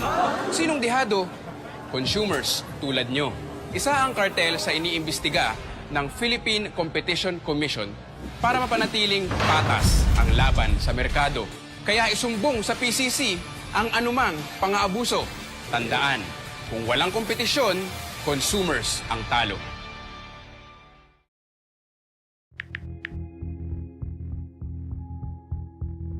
Pare-parehas bang mataas ang presyo? Hindi ka dapat maging bihag ng kawalan ng kompetisyon. Kung may kompetisyon, abot kaya ang presyo ng mga bilihin. Kung may kompetisyon, consumers ang panalo. Para sa karagdagang impormasyon, makipag-ugnayan sa Philippine Competition Commission. Minsan sa bidding, nagsasabwatan ang mga contractors sa halip na mag-compete o magpapabaan ng offers. Bid rigging ang tawag dito. Mahal na nga ang proyekto, substandard pa ang materyales para sure na may kickback ang mga magkakasabwat. Kaya isumbong sa Philippine Competition Commission para maimbestigahan at maparusahan ang mga may sala. Tandaan, kung may kompetisyon, consumers ang panalo. Bigla ang shortage at bigla ang taas ng presyo, posibleng may sabwatan ang mga business owners para magka-peking shortage. Kapag nililimitahan ng kartel ang supply para tumaas ang presyo, output limitation ang tawag dito. Ipinagbabawal yan ng Philippine Competition Act. Pag may output limitation, isumbong sa Philippine Competition Commission. Tandaan, kung may kompetisyon, consumers ang panalo. Para sa karagdagang impormasyon, makipag-ugnayan sa Philippine Competition Commission. Sabay-sabay bang nagtaasan ang presyo ng bilihin? Posibleng may kartel na nagdidikta nito. Sabay-sabay na tinataasan at pinagpaparehas ang presyo para walang choice ang consumers. Ang tawag dito ay price fixing. Ipinagbabawal yan ng Philippine Competition Act. Tandaan, kung may kompetisyon, consumers ang panalo. Para sa karagdagang impormasyon, makipag-ugnayan sa Philippine Competition Commission. In his first professional fight, Totoy Adriano and the defending champion, Dominador Ortiz. Let's get ready to rumble! Ooh, that's a headbutt. Nag-uppercut si Dominador. Ah! That's way below the belt. Dominador just got away with everything. Hindi naman illegal maging dominante sa negosyo. Pero, pag inabuso ang pagiging dominante para pigilan ang pagpasok ng iba pang negosyo, bawal yan. Illegal din na pigilan ng dominanteng negosyo ang consumers na bumili sa mga karibal nito. Isa yan sa mga abusong iniimbestiga ng Philippine Competition Commission para panatilihing patas ang laban sa merkado. Kaya isumbong sa PCC ang anumang pang-aabuso sa negosyo. Tandaan, kung may kompetisyon, consumers ang panalo. Para sa karagdagang impormasyon, makipag-ugnayan sa Philippine Competition Commission. It's Game 5 of Gold Fixers versus Red Riggers. Alalay passes the ball sa kalaban. Dominador is wide open. And he scores! And scores! And scores! Wala bang depensa? Ako anak, mukhang luto yung laro. Pwede pa rin.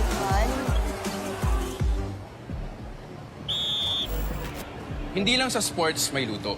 Minsan, ang mga negosyo bumubuo ng kartel, nagsasabwatan sa halip na mag-compete, nagdidikta sa presyo ng bilihin. Sinong dihado? Consumers tulad nyo. Isa ang kartel sa iniimbestiga ng Philippine Competition Commission para mapanatiling patas ang laban sa merkado. Kaya isumbong sa PCC ang anumang pang-aabuso. Tandaan, kung walang kompetisyon, consumers ang talo.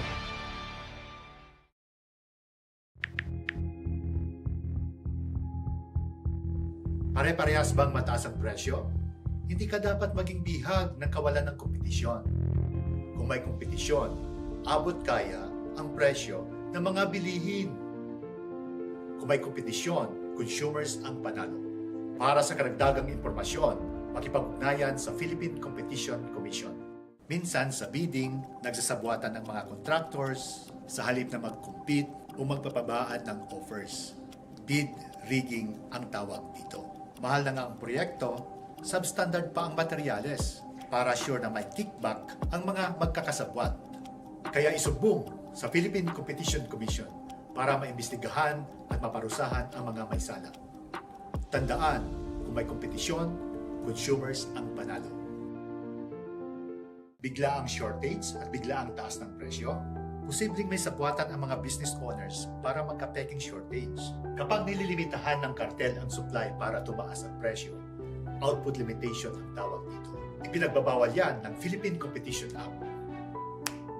Pag may output limitation, isumbong sa Philippine Competition Commission. Tandaan, kung may kompetisyon, consumers ang panalo. Para sa karagdagang impormasyon, makipag-ugnayan sa Philippine Competition Commission. Sabay-sabay bang nagtaasan ang presyo ng bilihin? Posibleng may kartel na nagdidikta nito. Sabay-sabay na tinataasan at pinagpaparehas ang presyo para walang choice ang consumers. Ang tawag dito ay price fixing. Ipinagbabawal yan ng Philippine Competition Act. Tandaan, kung may kompetisyon, consumers ang panalo. Para sa karagdagang impormasyon, makipag-ugnayan sa Philippine Competition Commission. In his first professional fight, Totoy Adriano and the defending champion, Dominador Ortiz.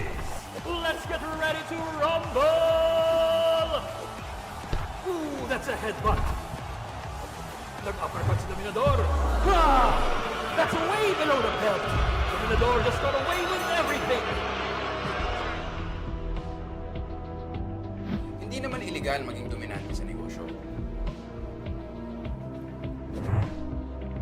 Pero, pag inabuso ang pagiging dominante para pigilan ang pagpasok ng iba pang negosyo, bawal yan. Illegal din na pigilan ng dominanteng negosyo ang consumers na bumili sa mga karibal nito. Isa yan sa mga abusong iniimbestiga ng Philippine Competition Commission para panatilihing patas ang laban sa merkado. Kaya isumbong sa PCC ang anumang pang-aabuso sa negosyo. Tandaan, kung may kompetisyon, consumers ang panalo. Para sa karagdagang impormasyon, makipag-ugnayan sa Philippine Competition Commission. It's Game 5 of Gold Fixers versus Red Riggers. Alalay passes the ball sa kalaban. Dominador is wide open. And he scores! And scores! And scores! Wala bang depensa?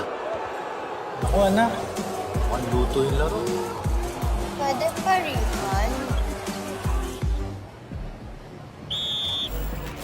Hindi lang sa sports may luto. Minsan, ang mga negosyo bumubuo ng kartel, nagsasabwatan sa halip na mag-compete, nagdidikta sa presyo ng bilihin. Sinong dihado? Consumers tulad nyo. Isa ang kartel sa iniimbestiga ng Philippine Competition Commission para mapanatiling patas ang laban sa merkado. Kaya isumbong sa PCC ang anumang pang-aabuso. Tandaan, kung walang kompetisyon, consumers ang talo.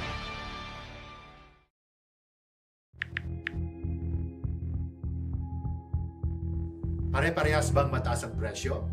Hindi ka dapat maging bihag ng kawalan ng kompetisyon. Kung may kompetisyon, abot kaya ang presyo ng mga bilihin. Kung may kompetisyon, consumers ang panalo. Para sa karagdagang impormasyon, makipag-ugnayan sa Philippine Competition Commission. Minsan sa bidding, nagsasabwatan ng mga contractors sa halip na mag-compete o magpapabaan ng offers. Bid rigging ang tawag dito. Mahal na nga ang proyekto, substandard pa ang materyales para sure na may kickback ang mga magkakasabwat. Kaya isumbong sa Philippine Competition Commission para maimbestigahan at maparusahan ang mga may sala. Tandaan, kung may kompetisyon, consumers ang panalo. Bigla ang shortage at bigla ang taas ng presyo, posibleng may sabwatan ang mga business owners para magka-peking shortage. Kapag nililimitahan ng kartel ang supply para tumaas ang presyo, output limitation ang tawag dito. Ipinagbabawal yan ng Philippine Competition Act. Pag may output limitation, isumbong sa Philippine Competition Commission. Tandaan, kung may kompetisyon, consumers ang panalo. Para sa karagdagang impormasyon, makipag-ugnayan sa Philippine Competition Commission. Sabay-sabay bang nagtaasan ang presyo ng bilihin? Posibleng may kartel na nagdidikta nito. Sabay-sabay na tinataasan at pinagpaparehas ang presyo para walang choice ang consumers. Ang tawag dito ay price fixing. Ipinagbabawal yan ng Philippine Competition Act. Tandaan, kung may kompetisyon, consumers ang panalo. Para sa karagdagang impormasyon, makipag-ugnayan sa Philippine Competition Commission. In his first professional fight, Pasay Adriano and the defending champion, Dominador Ortiz. Let's get ready to rumble! Ooh, that's a headbutt. Nag-uppercut si Dominador. Ah, that's way below the belt. Dominador just got away with everything. Hindi naman illegal maging dominante sa negosyo. Pero, pag inabuso ang pagiging dominante para pigilan ang pagpasok ng iba pang negosyo, bawal yan. Illegal din na pigilan ng dominanteng negosyo ang consumers na bumili sa mga karibal nito. Isa yan sa mga abusong iniimbestiga ng Philippine Competition Commission para panatilihing patas ang laban sa merkado. Kaya isumbong sa PCC ang anumang pang-aabuso sa negosyo. Tandaan, kung may kompetisyon, consumers ang panalo. Para sa karagdagang impormasyon, makipag-ugnayan sa Philippine Competition Commission. It's Game 5 of Gold Pictures versus Red Riggers. Alalay passes the ball sa kalaban. Dominador is wide open. And he scores! And scores! And scores! Wala bang depensa? Naku anak, mukhang luto yung laro. Pwede pa rin.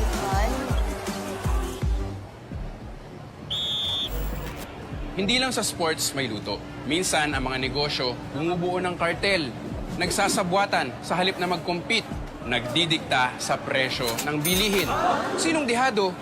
Consumers tulad nyo. Isa ang kartel sa iniimbestiga ng Philippine Competition Commission para mapanatiling patas ang laban sa merkado. Kaya isumbong sa PCC ang anumang pang-aabuso. Tandaan, kung walang kompetisyon, consumers ang talo.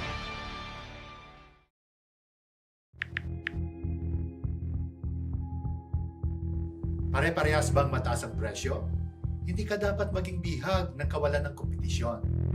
Kung may kompetisyon, abot kaya ang presyo ng mga bilihin. Kung may kompetisyon, consumers ang panalo. Para sa karagdagang impormasyon, makipag-ugnayan sa Philippine Competition Commission. Minsan sa bidding, nagsasabwatan ng mga contractors sa halip na mag-compete o magpapabaan ng offers. Bid rigging ang tawag dito. Mahal na nga ang proyekto, substandard pa ang materyales para sure na may kickback ang mga magkakasabwat. Kaya isumbong sa Philippine Competition Commission para maimbestigahan at maparusahan ang mga may sala. Tandaan, kung may kompetisyon, consumers ang panalo. Bigla ang shortage at bigla ang taas ng presyo, posibleng may sabwatan ang mga business owners para magka-peking shortage. Kapag nililimitahan ng kartel ang supply para tumaas ang presyo, output limitation ang tawag dito. Ipinagbabawal yan ng Philippine Competition Act. Pag may output limitation, isumbong sa Philippine Competition Commission. Tandaan, kung may kompetisyon, consumers ang panalo. Para sa karagdagang impormasyon, makipag-ugnayan sa Philippine Competition Commission. Sabay-sabay bang nagtaasan ang presyo ng bilihin? Posibleng may kartel na nagdidikta nito. Sabay-sabay na tinataasan at pinagpaparehas ang presyo para walang choice ang consumers. Ang tawag dito ay price fixing. Ipinagbabawal yan ng Philippine Competition Act. Tandaan, kung may kompetisyon, consumers ang panalo. Para sa karagdagang impormasyon, makipag-ugnayan sa Philippine Competition Commission. In his first professional fight, Pasay Adriano! And the defending champion, Dominador Ortiz! Let's get ready to rumble! Ooh, that's a headbutt. Nag-uppercut si Dominador. Ha! That's way below the belt. Dominador just got away with everything. Hindi naman illegal maging dominante sa negosyo. Pero, pag inabuso ang pagiging dominante para pigilan ang pagpasok ng iba pang negosyo, bawal yan. Illegal din na pigilan ng dominanteng negosyo ang consumers na bumili sa mga karibal nito. Isa yan sa mga abusong iniimbestiga ng Philippine Competition Commission para panatilihin patas ang laban sa merkado. Kaya isumbong sa PCC ang anumang pang-aabuso sa negosyo. Tandaan, kung may kompetisyon, consumers ang panalo. Para sa karagdagang impormasyon, makipag-ugnayan sa Philippine Competition Commission. It's Game 5 of Gold Fixers versus Red Riggers. Alalay passes the ball sa kalaban. Dominador is wide open. And he scores! And scores! And scores! Wala bang depensa? Naku anak, mukhang luto yung laro. Pwede pa rin.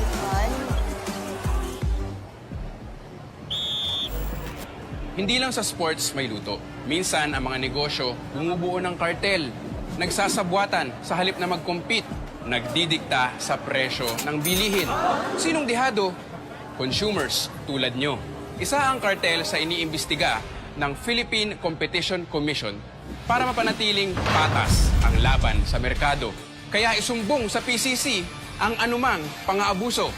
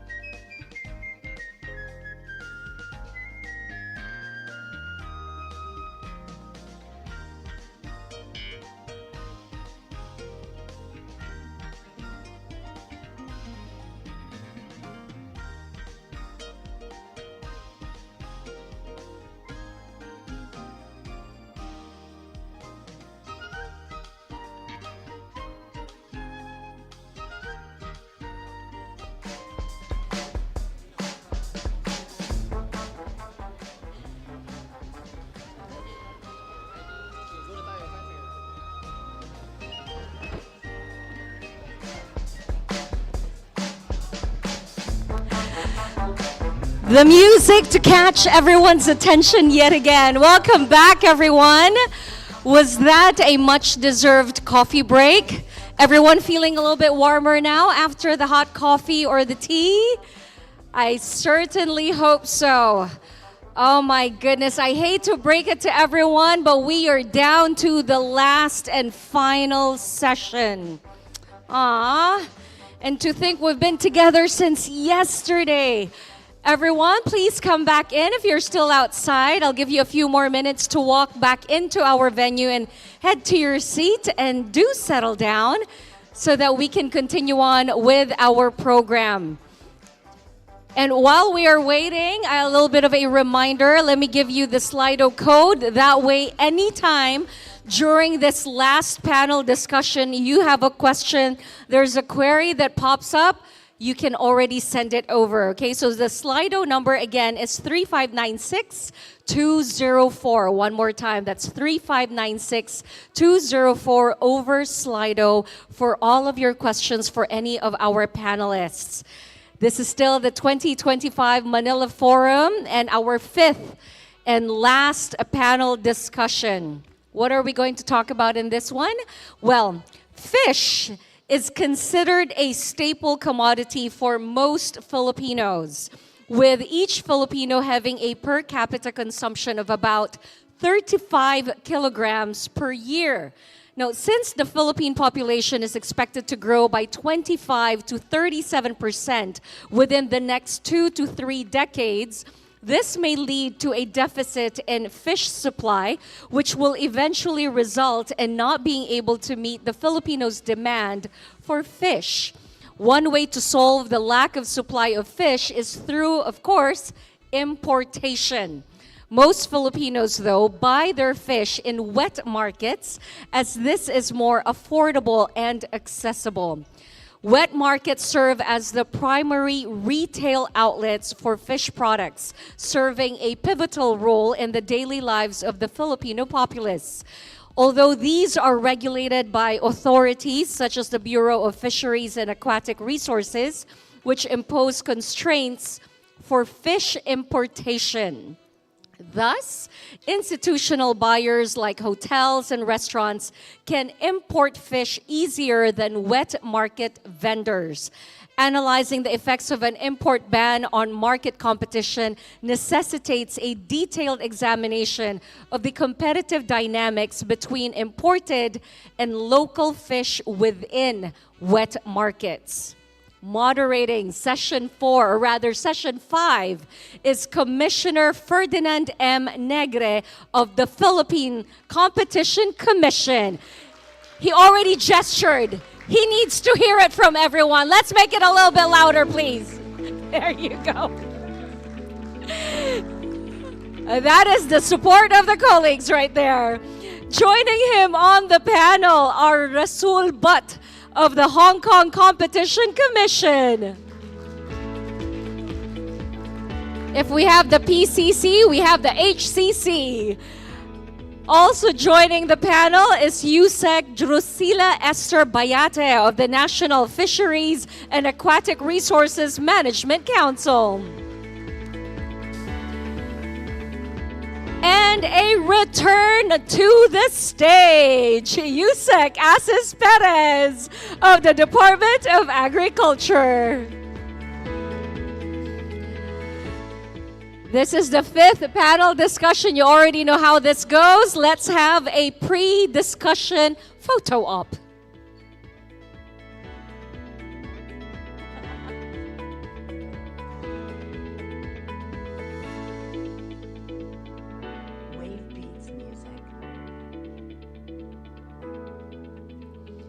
And with that, Commissioner Negre, the stage, the floor is all yours. Thank you, Madam Jelly Victor. I must say, this is the last session that you have been doing great job. Thank you. Okay, since you've heard the good news, this is the last session. The bad news is, we'll have lunch at 1. if you ask a lot of questions. Okay, so I want this last session to be light and fun, and hopefully we can end on a good or a high note. Let me start with a trivia.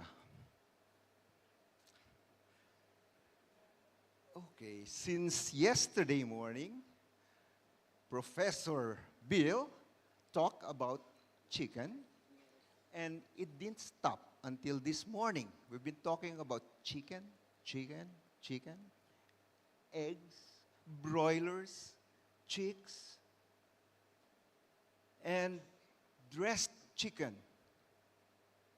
So my question is, why is it called dressed chicken when you strip the feathers, take off the feet and the head, and it's called dressed chicken?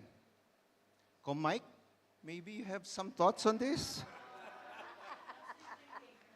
Why don't we call it undressed chicken? Because you take everything off. It's undressed. I see. It doesn't sound good, right? I can sense your naughty mind from here, Commissioner Mike Peloton. You're nice, thank you. How about we call it a headless chicken?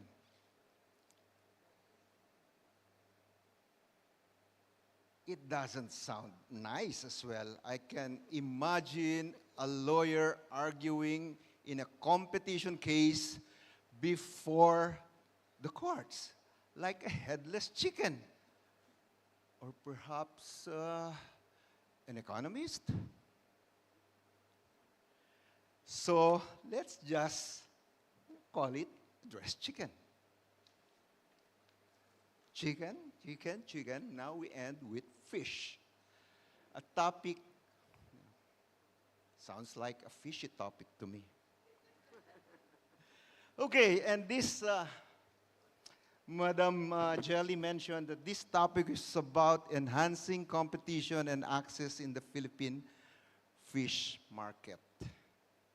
So to add to that context that you mentioned, Madam Jelly, according to the World Bank, the fisheries sector in the Philippines constitutes about 1.3 to the country's GDP.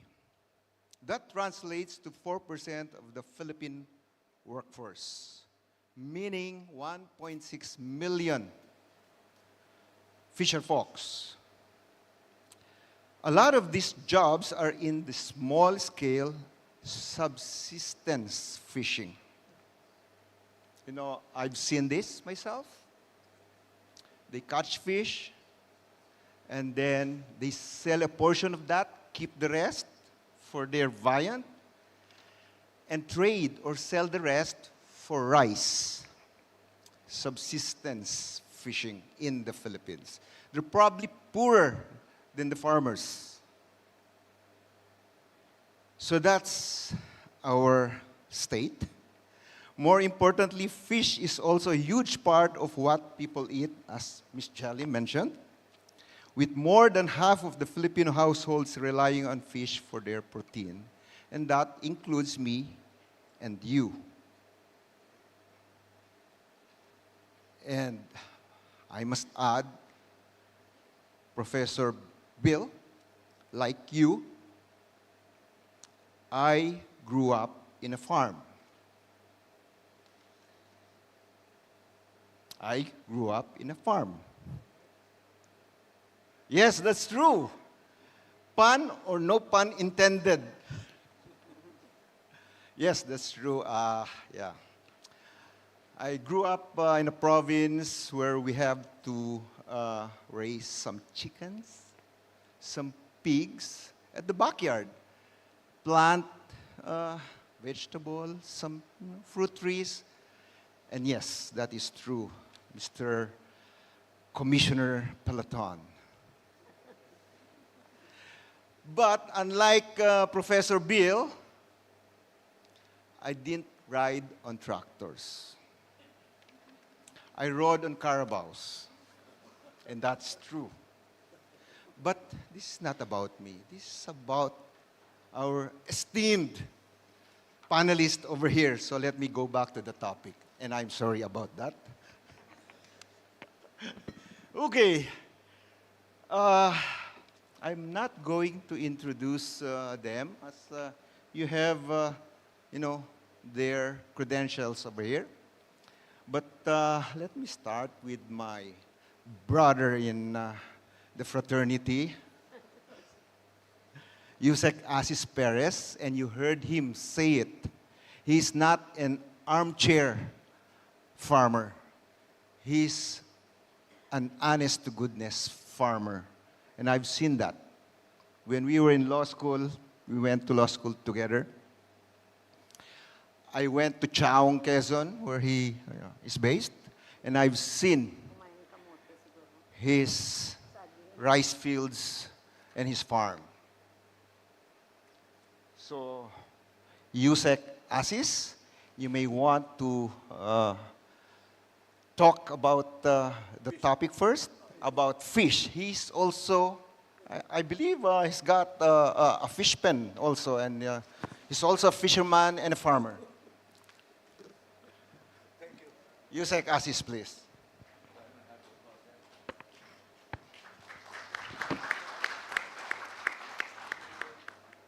Oh, yeah. Thank you, Commissioner Ferds. You see, what he failed to mention was during the time when we were in law school, there may be 11 students in our batch who rode a jeepney. 11 or 12 of us. And we always ride the jeepney together.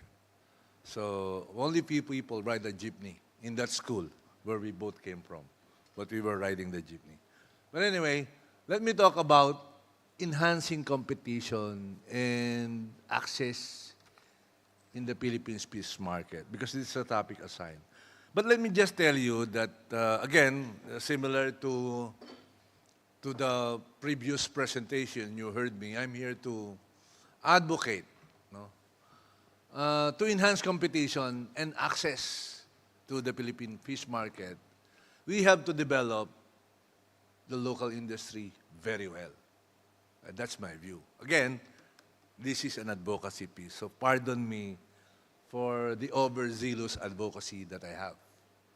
Okay, why am I saying that by increasing productivity of the Philippine fisheries, there will be better prices in the market? Because, of the 35,000 species of fish in the world, you will find 10.86% of them in the Philippines. 3,500, and you're only eating galunggong and you're complaining. You see, galunggong, tilapia, and bangus. Lapu-lapu. But what about the 3,000 species available? You only know tuna. 3,000 species that we are yet to develop. So, if we develop the species properly,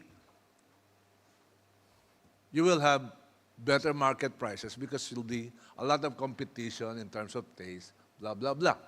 Okay. Now, not only that, I have to tell you, just let me go back to my presentation. Aside from the 35,000 or the 3,000, 10,000 species, the 3,700 species of fish, we have 1,200 species of bivalves. You can find it here. You have 7,600 islands. Oh. Should not wonder why we have 1,200 species of edible bivalves, those that you can eat. You only eat oysters. What's the other one? The other one is popular. Mussels. Clams. We have 1,200 species of those. And so, talking about prices, competition, let's develop them. There'll be market, there'll be prices, will drop, and competition will happen simply by developing your own local industry. You see. Okay. Okay, but let's go to the prices now. However, because of our failure to deliberately work on this immense opportunity, this is what we have. We always talk about round scad, galunggong, tilapia, and bangus. You see, which, in the last years, prices of these commodities are going up.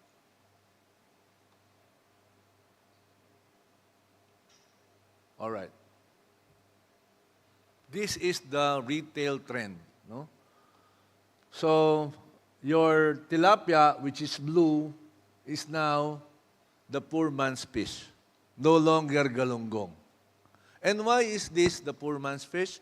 Because tilapia is now being farmed. We produce it at will. Unlike galunggong and unlike wild fish, which is dependent on natural cycle, now we have control over production. And the more we have control over production, the better we will be able to produce. And we will be able to produce at a more efficient price. So bangus the blue one, the green one is what we call milkfish. This is the national fish. So you see the price trend? Now, unfortunately, now you have the galunggong, the blue one, the red one, which is galunggong or round scad.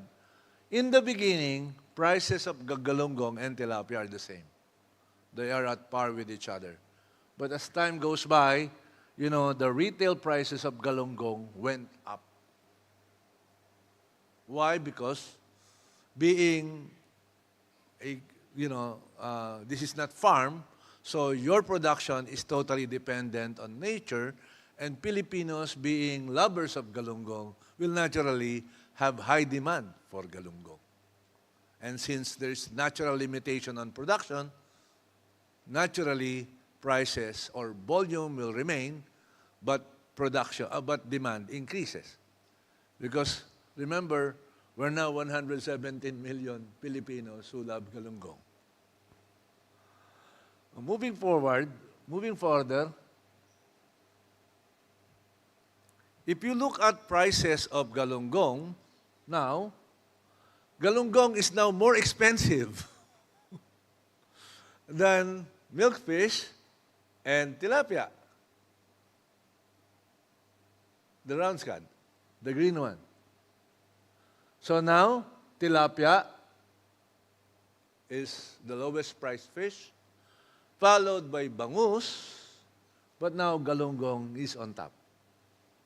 And what is the reason for this? Again, you have natural limitation in terms of production. We cannot produce galunggong in aquaculture. The limitation is it's natural. And so, our theory, therefore, is with 3,700 species of fish available in the Philippines, if we can start, doing aquaculture for some of them, then prices will start to go down. And so our advocacy, as always, is to have enough resources, enough energy, or enough, I would say, emphasis on the development of this industry. Incidentally, despite the fact that we are importing a lot of galunggong, let me go back. Prices of galunggong is going up. Like we started importing galunggong for the wet market in 2017. And when is 2017? It was like, during that time, we had trouble with our big brother. The galunggong area is affected. During that period of time, if I can reveal the reality, because I was former BFAR director, we were catching Taiwanese, Vietnamese, and the Chinese fishing in our waters. But during that time, there was like a moratorium. they were, at least from my perspective, not really allowed to fish, but they were tolerated to fish. And that resulted in an immediate decline of 70,000 metric tons of production. And that is the start of our galunggong importation. What I'm trying to say is sometimes it's not the market. Sometimes it's government policies. Failure to implement rules that resulted into decline of productivity and therefore necessitating importation. And so, again, my advocacy is simple. 3,700 species. Let's cultivate them. Let's develop them further. And I'll tell you, prices will go down. Thank you. Thank you. Thank you. Yusek Asis Perez, I would have wanted you to add the native catfish, which is my favorite. Hito, in our language, it's the native catfish, the smaller ones, not the bigger ones. They're more tasty, actually.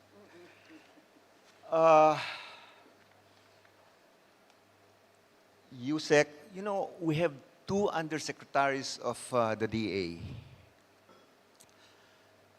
I'm elated that we have them here. Perhaps we can call this, this is where the rubber meets the road, because we are the competition authority, we have the DA in this forum from farm to table. And we have Yusek Drews Bayate here. Before I ask her if she has anything to add with to what Yusek Perez mentioned, perhaps I want to share with you a secret. They were together in their past life.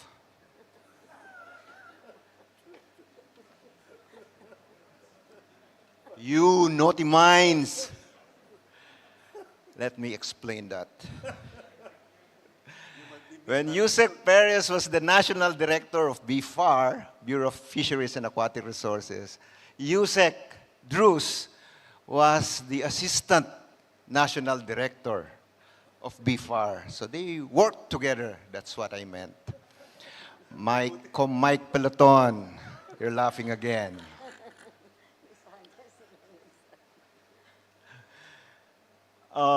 Yusek, do you have anything to add to what Yusek Asis discussed, please? Good morning. Good morning, colleagues. That is true. In the previous administration, we used to work in one office.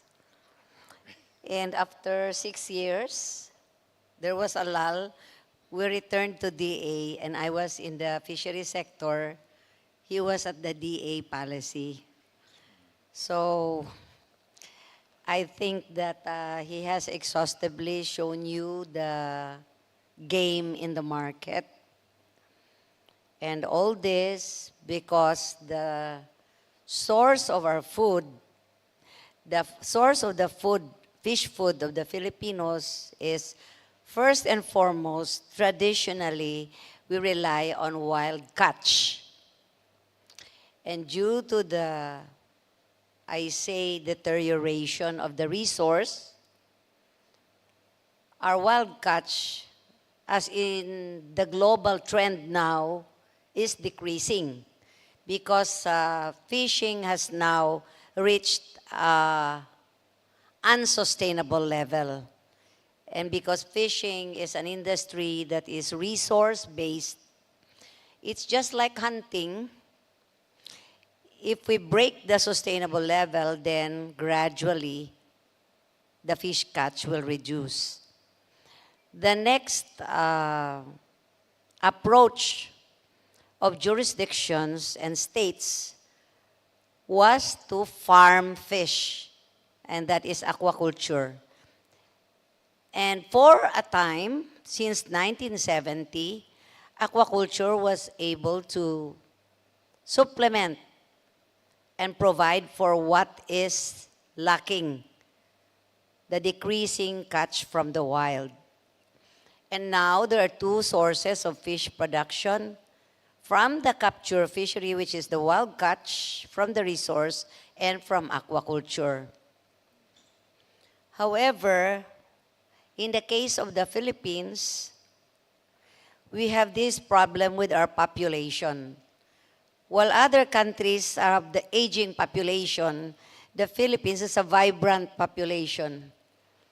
And of course, our demand of food increases, and it outpaces our production. So in 2018, the department decided to open for importation, especially in the time of the closed fishing season. We have this conservation measure that was really the campaign cry during the term of President Aquino, where Attorney Perez and me worked in the same bureau, and we made some conservation measures that in the sensitive stages of the fish population, if the brood stocks are gravid, we close the fishing season for 3 to 4 months. And of course, this displaces our stakeholders. They have no catch. Now, come 2018, under the new administration, because the demand was really increasing, the department was constrained to allow the importation during closed fishing season. And now we have 3 sources for our food fish. One from the wild, second through aquaculture, and third through importation. So I think we have now 3 sources, although importation is not that really significant at this point. Based on the PSA data, it's around 13 to 15% of our requirement. And if we do not go become more innovative on fish production, expand and adapt better technologies, we foresee, of course, that this will increase. Fortunately for us, in the last 2 years, the boom in importation was very, very high. In 2018, 19, 2020, 2021, and 2022. But in 2023, it has reduced, and totally, now from 2023 to 2024, it has reduced by 10.62%. Maybe because of our amendment to the rules and all that. Initially, when we implemented the importation policy, allowing it during the closed fishing season, the law also allows importation for canning and processing. There are 2 kinds of importation in the Philippines, canning and processing. The law was crafted in 1998. Those were the days that we were really in the top 10 producers of the world. And the government has never thought that, I think, Attorney Perez, I am right, we will import fish someday. So in those days, 1998, when the law was crafted, if you have a cursory look at the law, it looks very protectionist. Because it says importation may be allowed provided there is a necessity.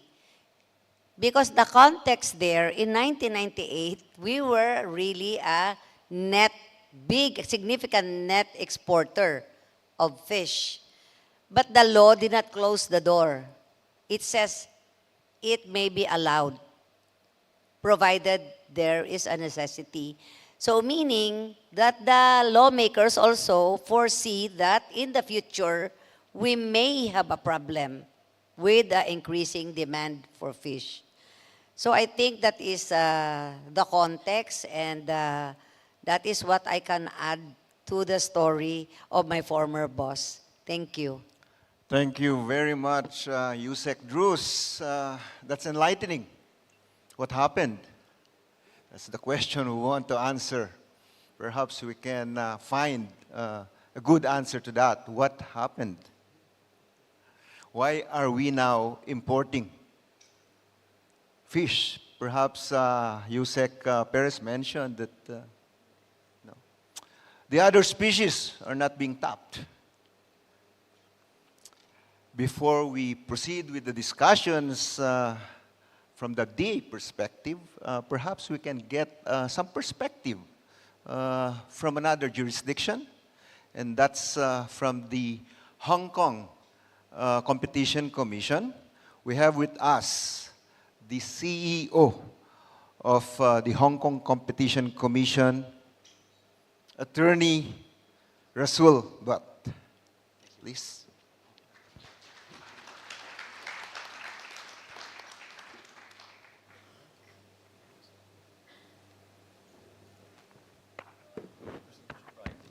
Good morning, everyone. First of all, my heartfelt thanks to PCC for the invitation. This is my third time that I've attended a forum organized by the PCC, and as usual, it's been excellently organized. So kudos to the team. And also the hospitality has been most amazing, so I really appreciate it. Before I start my presentation, yesterday, Commissioner Ferdi told me, Rasul, when you do your presentation, can you make it a bit more light and fun? So I have taken it to heart. So for my coming presentation, I'll try to inject some action, drama, and fun facts. In this particular case, where the Hong Kong Competition Commission investigated a cartel in one of the biggest wholesale fish market in Hong Kong. Now, a bit of background and history. Over more than 100 years ago, Hong Kong began as a fishing village. And over the years, the fishing industry in Hong Kong has evolved to include captured fisheries, mariculture, and pondfish culture. At one point in history, the local fish production actually accounted for around 32.5% of our local consumption. But that is a thing of the past. Because in recent years, due to the depletion of marine resources, as well as our increase in the importation of seafood and fresh fish from overseas, the supply side, of course, has come down. So I think by contrast, of course, Philippines remains a significant fishing nation. So there isn't much similarity between us in terms of the supply side. However, on the demand side, both Hong Kong and Philippines, we have significant and substantial demand for fresh fish and seafood for the simple reason that it is integral to our culinary heritage and it features prominently in our local dishes. So if I may now share with you this case which we have been investigating. Now, in Hong Kong, there are 7 wholesale fish markets, and one of the biggest one is Aberdeen Wholesale Fish Market. And this particular market is the focus of our investigation. And just to give you a fun fact number 1, this Aberdeen Wholesale Fish Market happens to be very near the Commission's office.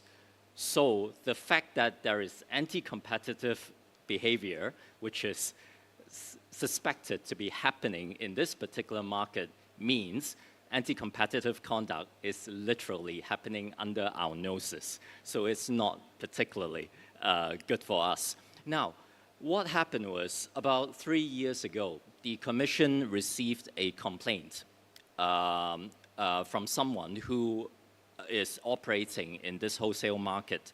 And the allegation was there was price fixing amongst the wholesalers in this market.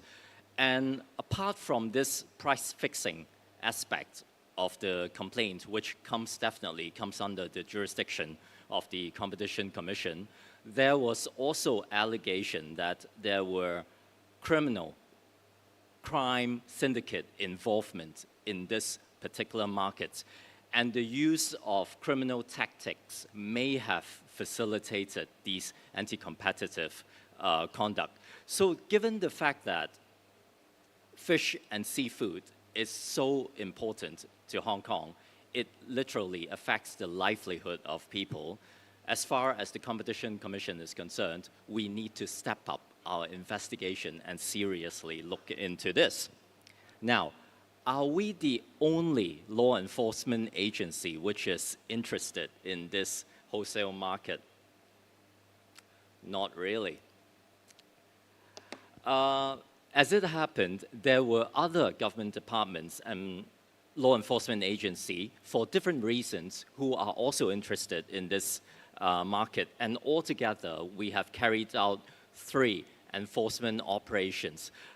From November 2022 to June 2023, we have conducted 3 enforcement operations, and I will take them, one by one.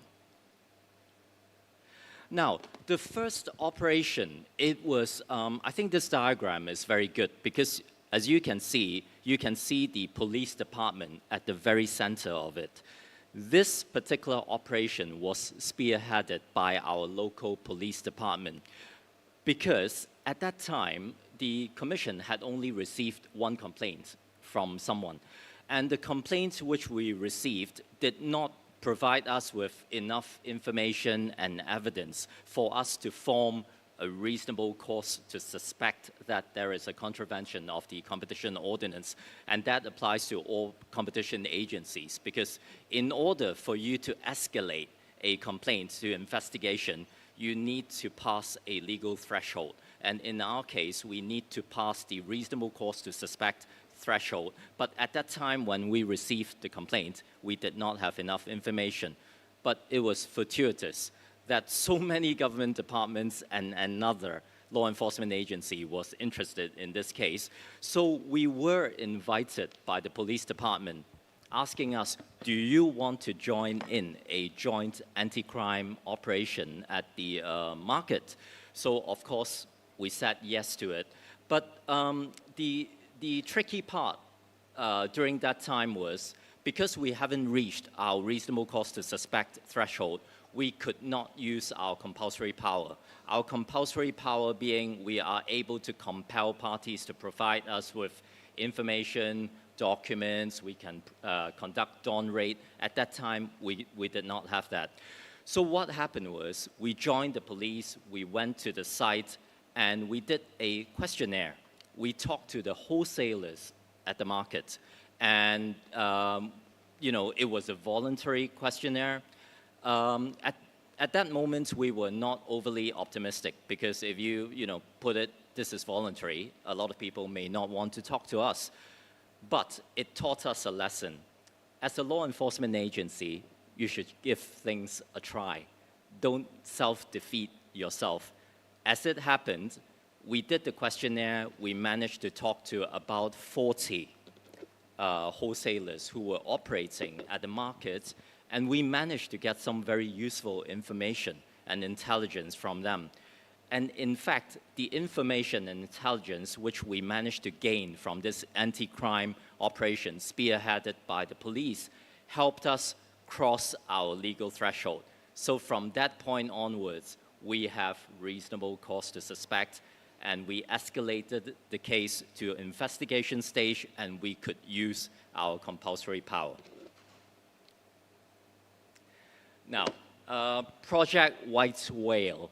This, you know, a lot of law enforcement agencies, they like to come up with very cool names for their cases, you know, Operation Thunderstorm, Operation Shotgun, you know, all these cool names. But in our case, I have been with the commission for more than 10 years, but actually I don't understand why we don't use the word operation. My officers like to use the word project. It's like a school project, so I'm not quite sure. But what we made up, you know, what we may not sort of, it may not sound as cool. I think my staff make it up by being very creative when it comes to choosing a name for our cases. For example, the first anti-competitive case in Hong Kong concerned procurement of IT systems for YWCA. So for that particular case, the name of the case was Project Village. Why is it Project Village? YMCA, Village People. So that's Project Village. We had another case which concerned public mortuary. We suspect there was market sharing amongst the funeral services people. So that particular case, the name was called Project Ferno, as in Inferno. And we have another case also concerning funeral services, and that particular case was called Project Finale. So for this particular case, my officers chose the name Project White Whale. I was a bit concerned when they chose this name because you will have some cynical people like my very good friend Johannes. He may be thinking, you know, hold on, a whale is not a fish. It is a mammal, so why did you guys choose white whale? But when I did pose the same question to my officers, but my officers told me the reason why they chose the name White Whale was because we suspect there was a big boss behind the cartel, crime syndicates, so we were hunting Moby Dick. So that's why we chose the name Project White Whale. Now, for this particular search, we applied for a search warrant from the High Court, and the police provided assistance to us. And it is important that the police provided assistance to us because we are going to a site which we know may be populated by members of crime syndicates. So I have to make sure when I send my officers in, they will be able to conduct their work safely and effectively. So we are not a big organization, so we managed to send about 30 of my investigators to conduct the dawn raid, and the police ended up provided 150 police officers to assist us. And these 150 police officers were not ordinary police officers. They were specialists. They were anti-triad police squad. So we managed to control the site very effectively, and we conducted the raid very peacefully and safely. So that was the first dawn raid which we did.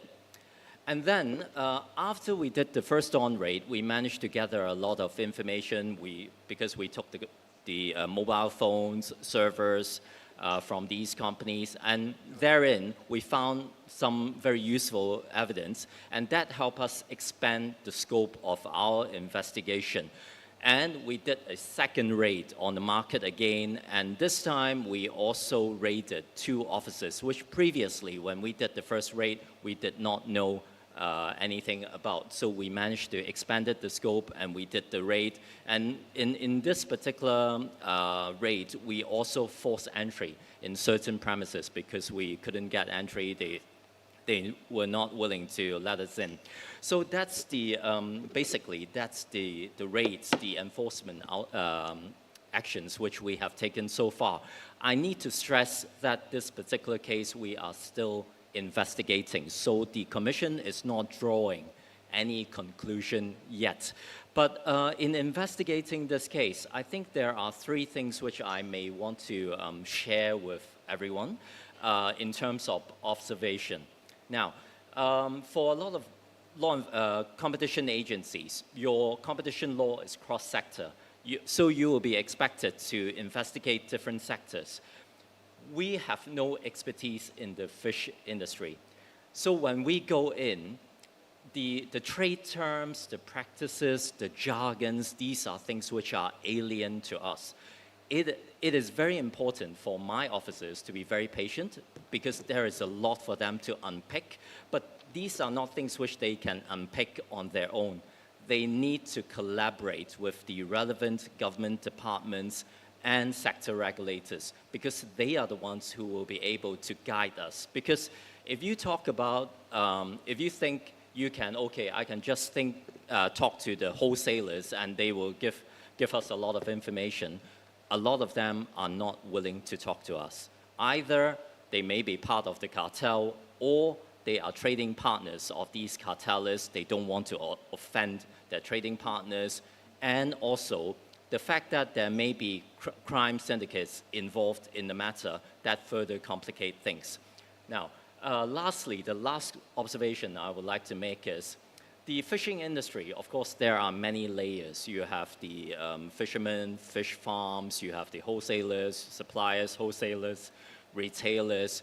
There are different layers. But if you have anti-competitive conduct, which happen at any one rung of that layers, ultimately, that will have a negative impact on the consumers. So it is important for us, competition authority, to take decisive action, to go in and look at the situation, to investigate, because apart from thinking about the interest of the final consumers, we also want to make sure the law-abiding wholesalers and stakeholders in the industry, they are not, they are not being hindered or hampered by the actions of these people, these cartelists. Okay, I think I'll stop here. Thank you. Thank you very much. That was really interesting. I love that story.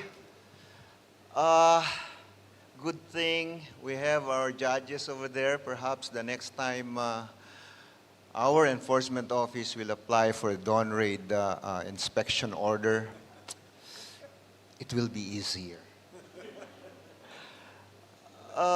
Rasul, you mentioned about lack of information from the start and then moved on to collaborating with, oh, by the way, how did you, when you were enforcing the dawn raid, were you scared?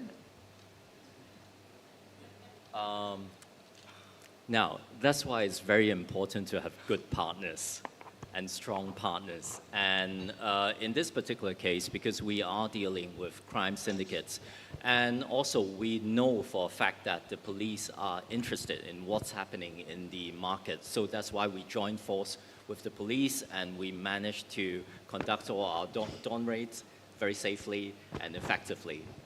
Wow. And you mentioned that you were backed by 150 policemen. We probably, the last time we did a dawn raid, we probably had 7 NBI agents to back our enforcers at the Philippine Competition Commission. So that again brings me back to my point on collaboration. The importance of collaborating with other agencies. Can you elaborate a bit more on how or what challenges did you have in terms of collaborating with other sector regulators and how perhaps you managed to bridge that, the gap or the challenges? Please.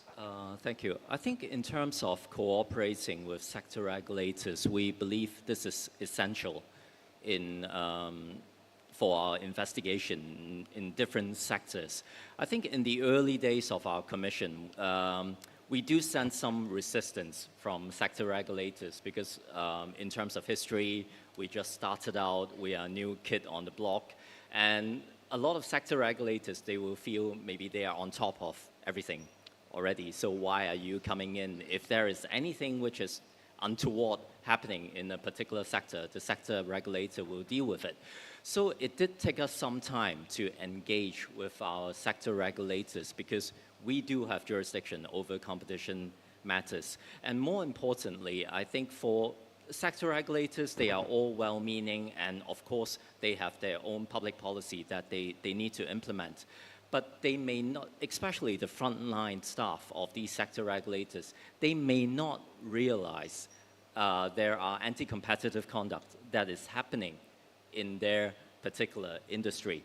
So we have done quite a lot to engage with them in terms of doing some road shows. For example, we have done, one of the reasons why we collaborate so well with the Hong Kong police was because we actually did a big road show to all the police districts in Hong Kong, telling them about the main prescriptions under our law. And every time after the road show, we will have police officers coming to us and saying, there is something similar. What you mentioned earlier on, there is something similar which is happening in my district. Is it anti-competitive conduct? So from that, we managed to get a lot of intelligence informing us that there may be anti-competitive conduct in certain sectors.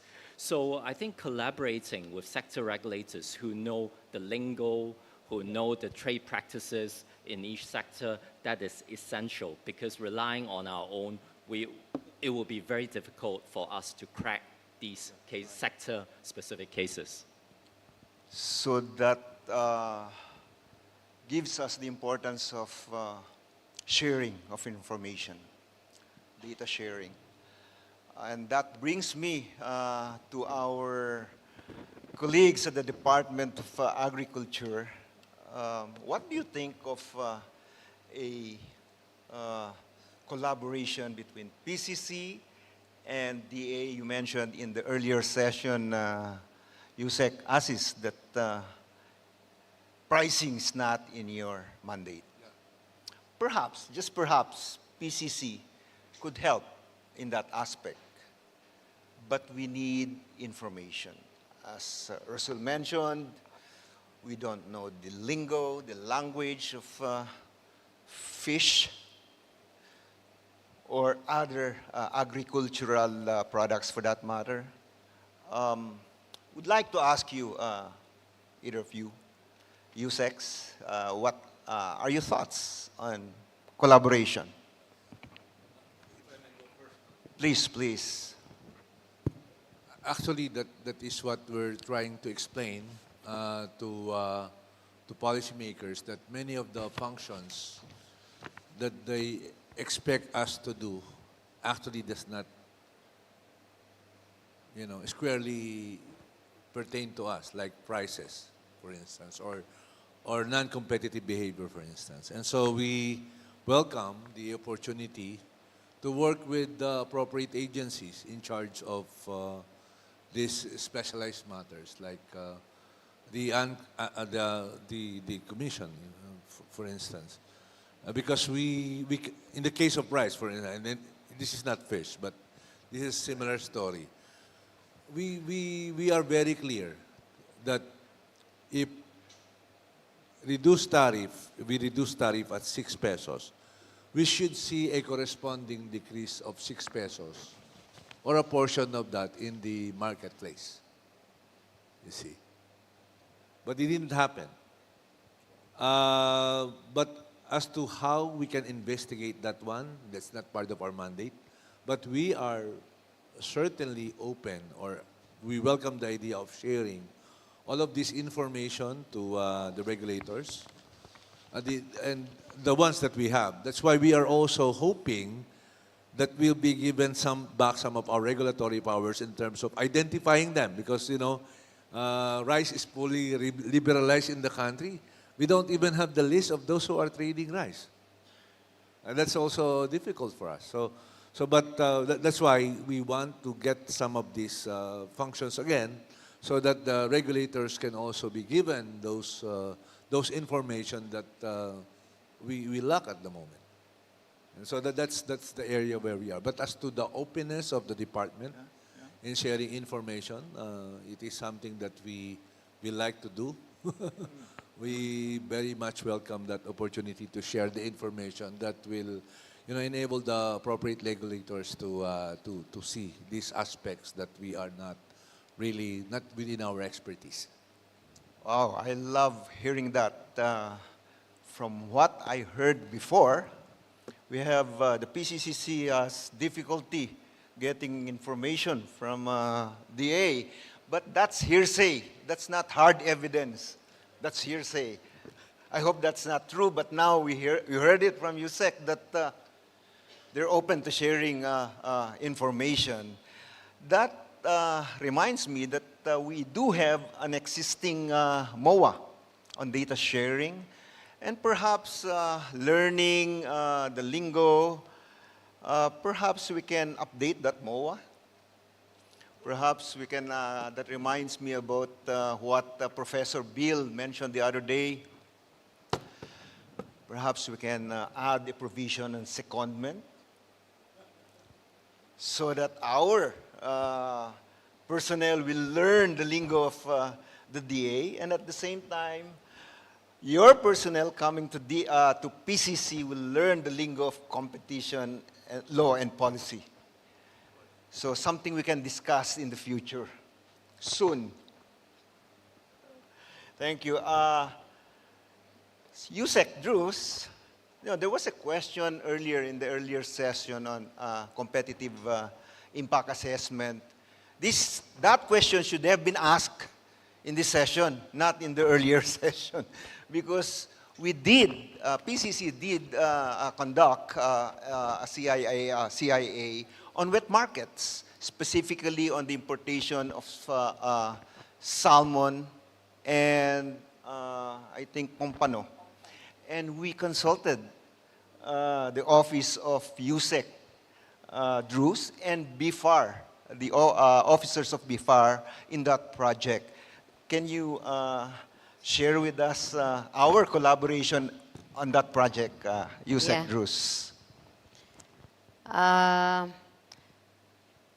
think the concept of impact assessment was initiated in 2021 when, as a result of the importation of fish in 2018, there was some confusion, and the stakeholders, some were disadvantaged and all that. And during our discussions with interagency and others, especially with the ARTA, we read that there should be an impact assessment in formulating a new regulation. And fortunately for us, PCC came in. They wanted to collaborate. And that time, we were not savvy also with how to do an impact assessment. So our collaboration came in very handy. We were able to assist them, while they also were able to assist us in parts where they have the competence of their office. And during our meetings, they came over, discussed with us, and we went also to their office, discussed with them. More or less, we were able to thresh out our initial challenges. And now we are moving forward little by little. The work is in progress, and we appreciate how important is an impact assessment before we formulate a regulation. Thank you. Thank you very much. We're in good hands with DA now. Rasul, do you have anything to add from a Hong Kong perspective, perhaps? I think from the Hong Kong perspective, it is important that government departments and sector regulators, if they can do competition impact assessment, because it can evaluate whether certain policies and schemes may have adverse impact on competition. But I think there is one thing I would like to point out, and that is, again, in the early days, when we try to convince government departments and public bodies to conduct competition impact assessment, there's some resistance, because for them, they already do a lot of other types of impact assessments, so they feel, is this something extra that they can do?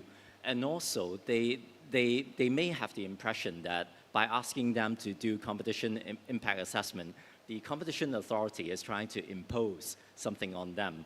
The competition policy trumps their policy, and I use the word trump in the literal sense. Okay. Did you hear So- that, Professor Bill? and he's okay, and he's okay with it. But I think what I told my staff when they engage government departments and public bodies, we made it very clear. What we want to do is we try to strike a balance. We never say competition policy trump whatever policy that their particular government department or public body champion. But if just so happen that a particular policy or scheme will have an adverse impact on competition, what we would like to do is to work together with the government department and public body to try to find a way which can minimize the adverse impact on competition. And I think after we sort of adopt this line and explain it to our fellow regulators, it went down very well. And in fact, we have been getting a lot of repeat customers coming back to us, and they actually conduct their own competition impact assessment because we do hold some training sessions for government departments and public bodies. And they do come back to us and say, okay, I've done the CIA, can you take a look at it and see if it is done properly? So I think it is something which I see a lot of opportunities, good opportunities for them to work on. And I think there are opportunities for us as competition agencies to help them do it well. Thank you, Rasul. I think the key there is the proper approach, and on the part of the recipient, open-mindedness. Now, before I think we're running out of time, I think we need to entertain some questions on Slido. This is for you, Rasul. In Hong Kong, is there an administrative dawn raid, i.e. without proper court approval? What is the dawn raid requirement in the search of establishments, i.e. not apartments or houses? Okay. Thank you for the question. I wish we operate on an administrative model, but we don't. We operate on a judicial enforcement model. And if we want to conduct dawn raid, we need to apply for a search warrant from our High Court.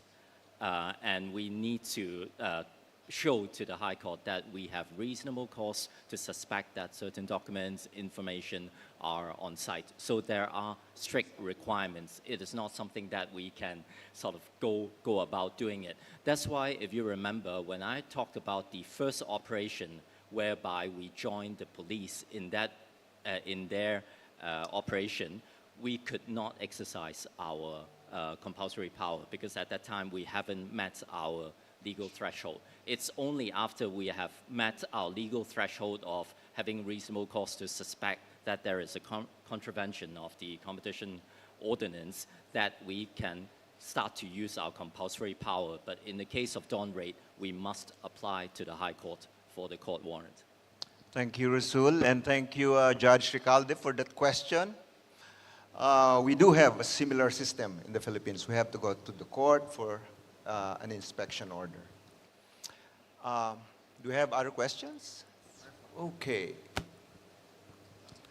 Would you like me to read it? Okay, this is sent in anonymously. Many fishermen have expressed disdain for conservation efforts since some areas are cordoned off, not realizing that these marine protected areas serve as valuable spawning points for fish.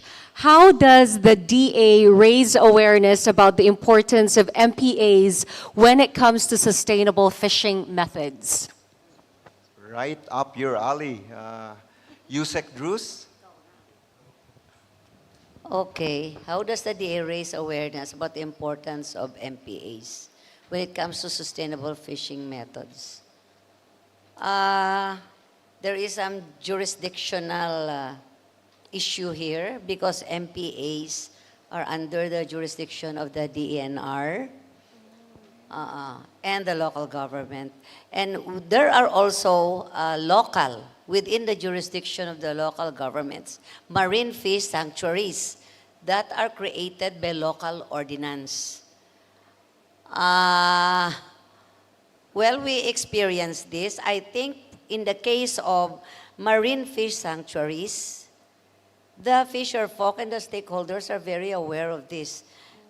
In fact, they are the ones requesting us to declare their areas marine fish sanctuaries so that other stakeholders who do not practice sustainable fishing practice will not destroy their own fishing grounds. So they want it to be declared marine fish sanctuaries by local ordinance.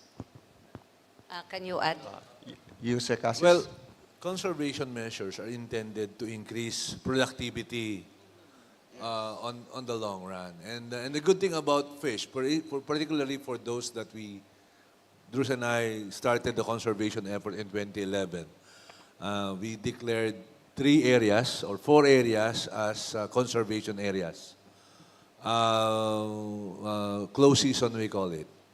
Where the close season timing is strategically done only during the time when the fish are spawning, meaning the fish are gravid and then they have to lay the eggs. The good thing about the fish that we conserve, they are fast-growing fish. So they rebound within a matter of a year. And so when you do something like that and you will see the result after a year, there is always an initial resistance. But after a year, they see plenty of fish. And so they will be the ones to advocate. So science will play a big role here. No? You cannot just put a conservation area without good science. But if it's based on good science, then people in the community will immediately see the results. So the initial resistance is eventually fades, and everyone will be supportive of that. So science and again information is critical in declaration of conservation areas. Thank you, Yusek Asis. That reminds me of the decision of the Supreme Court in December, the Mercider case, which I understand is still pending because of a motion for reconsideration. Are you at liberty to discuss that case? Not at the moment. Okay. The case is still pending litigation before the Supreme Court. And so I have my views, but I will keep it to myself, and it will be read in the pleadings only. Thank you, thank you. Perfectly understandable. But to give a context to that case, this case provides a good example of the difficulty in deciding on the interest of different stakeholders. So we have small scale fishers, we have commercial scale fishers, and then we have the consumers. And we're all consumers.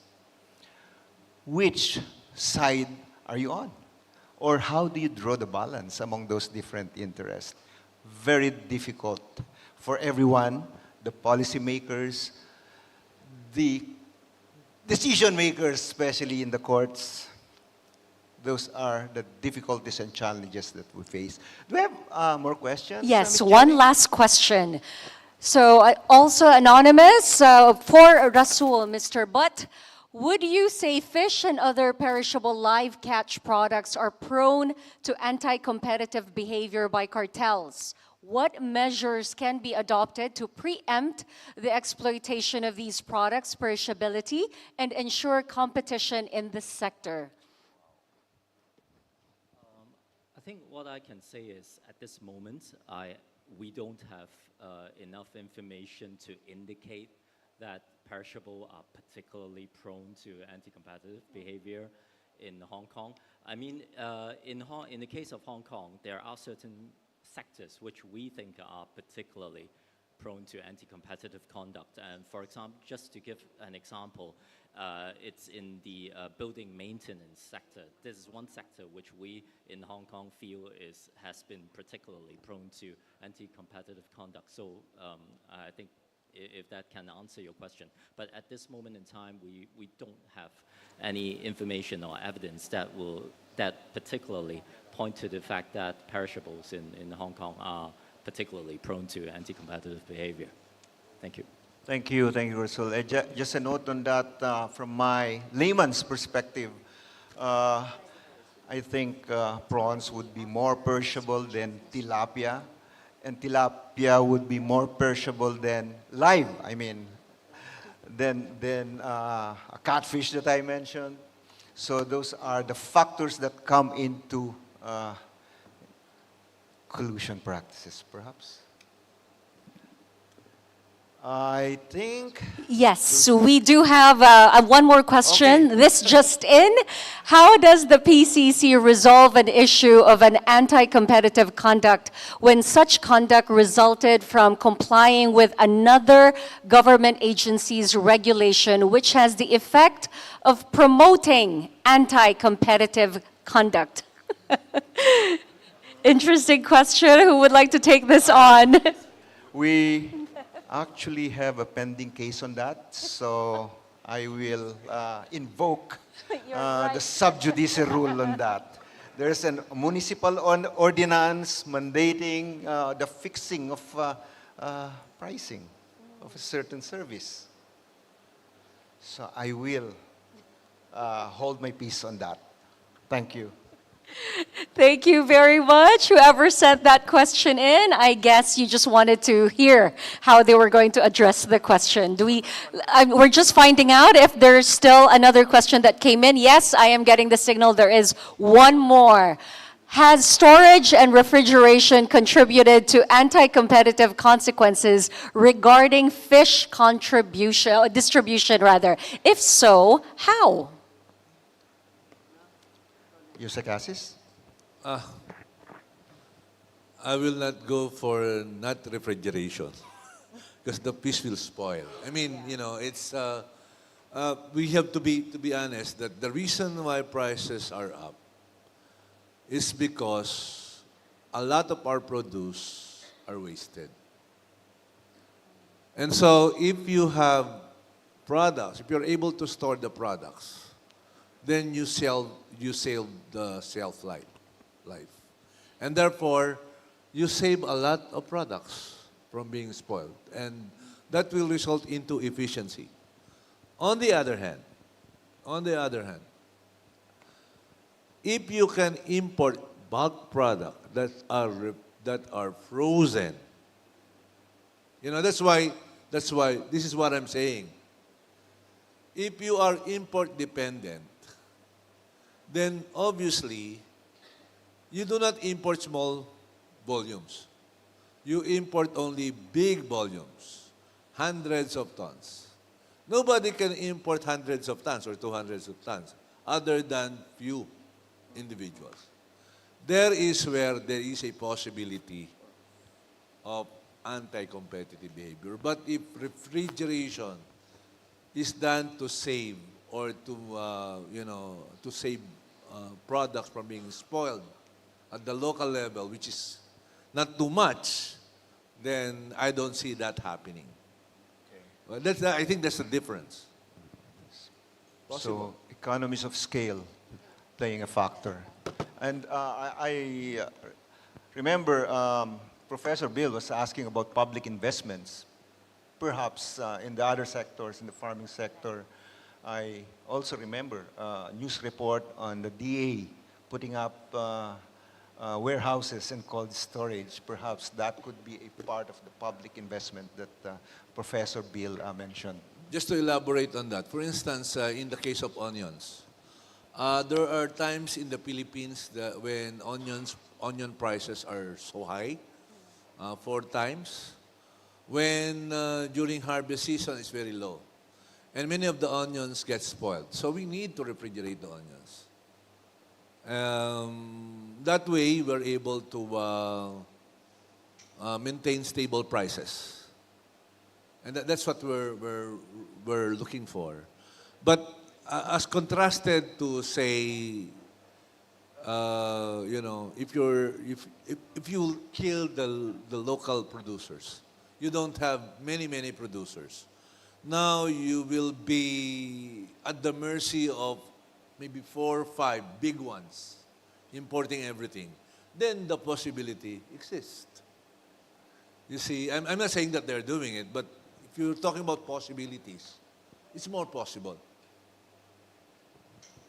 Thank you, Yusek Asis. I believe we don't have any more questions. I believe we do. We do. We have Okay. one more. Aren't you Looks like guys the audience is clamoring for this final panel to remain on stage a little bit longer for Mr. Butt in the Dawn Raid. Looks like there's quite an interest in the Dawn Raid fish market that you conducted. How did you determine the relevant territorial product market? Still from Mr. Recalde, or Judge Recalde, as I heard earlier. I think in this particular case, it's still in the investigation stage. But as far as the Dawn Raid is concerned, the complaint concerns the Aberdeen fish market, of alleged anti-competitive conduct that happened in the market. And our investigation focused, at the moment, it focused on that market alone. So that's why when we applied for the search warrant from the High Court, we also focused just on the Aberdeen fish market. Thank you, Rasul. This just in. There is really one final. Oh, this is the last. Okay, we're good. We're good. Woo.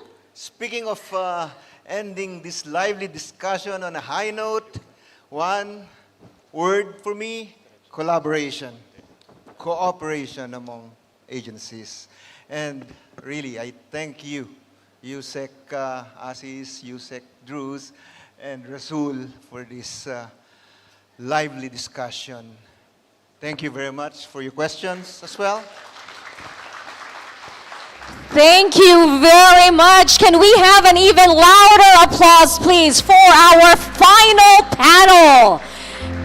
And the final photo op for today. Everyone, let's face our photographers. And allow me to thank Commissioner Negre, Mr. Butt, Yusek Bayate, and Yusek Perez for that enriching evaluation of the Philippine fish market.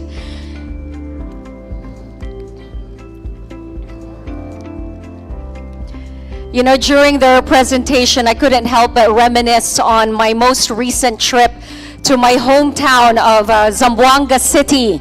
What I loved about being back home is that I would step out of the house, take a tricycle. It would probably take me about 5-10 minutes because there were wet markets all around, and I had access to the most fresh fish, which tasted amazing when it's just grilled. And then go out there, same place, a few hours after, you will get fresh produce again, fresh catch. And that was the state every single day for the province of Zamboanga City. I'm pretty sure there are others who experience the same thing when they go back to the provinces. And I was encountering fish that I've never seen before. And it was just, you know, beautiful, beautiful state. I didn't even have to worry if it was fresh, if it was still in a good state, because the smell alone tells you that that is fresh fish. Speaking of which, there's probably great fish right around the corner for your lunch, so do watch out for that. But you know what, ladies and gentlemen, the end is near. They say good things never last, but I'm sure the lessons gleaned from the past 2 days will last a lifetime. and hopefully contribute to the continual development of the agricultural sector in the Philippines. It has been absolutely amazing. It has been my pleasure being your host for the last 2 days, being exposed to such esteemed figures in the field of competition, law, and economics. Now, before we formally close the forum, I would like to remind everyone to please accomplish the evaluation forms and submit it to the Secretariat by the registration area in exchange for your certificates of participation. So if you have the evaluation forms with you and you haven't accomplished that yet, please do so before you step out. And then when you hand that in, you get your certificate of participation. Okay, so please do that. But before we finally conclude the 2025 Manila Forum, I would like to call on a gentleman whose name has been mentioned numerous times this morning. Looks like Commissioner Negre's favorite man for the day. I think you already know who it is that I'm going to call on. Commissioner Michael B. Peloton. Please give him a round of applause to formally close the event.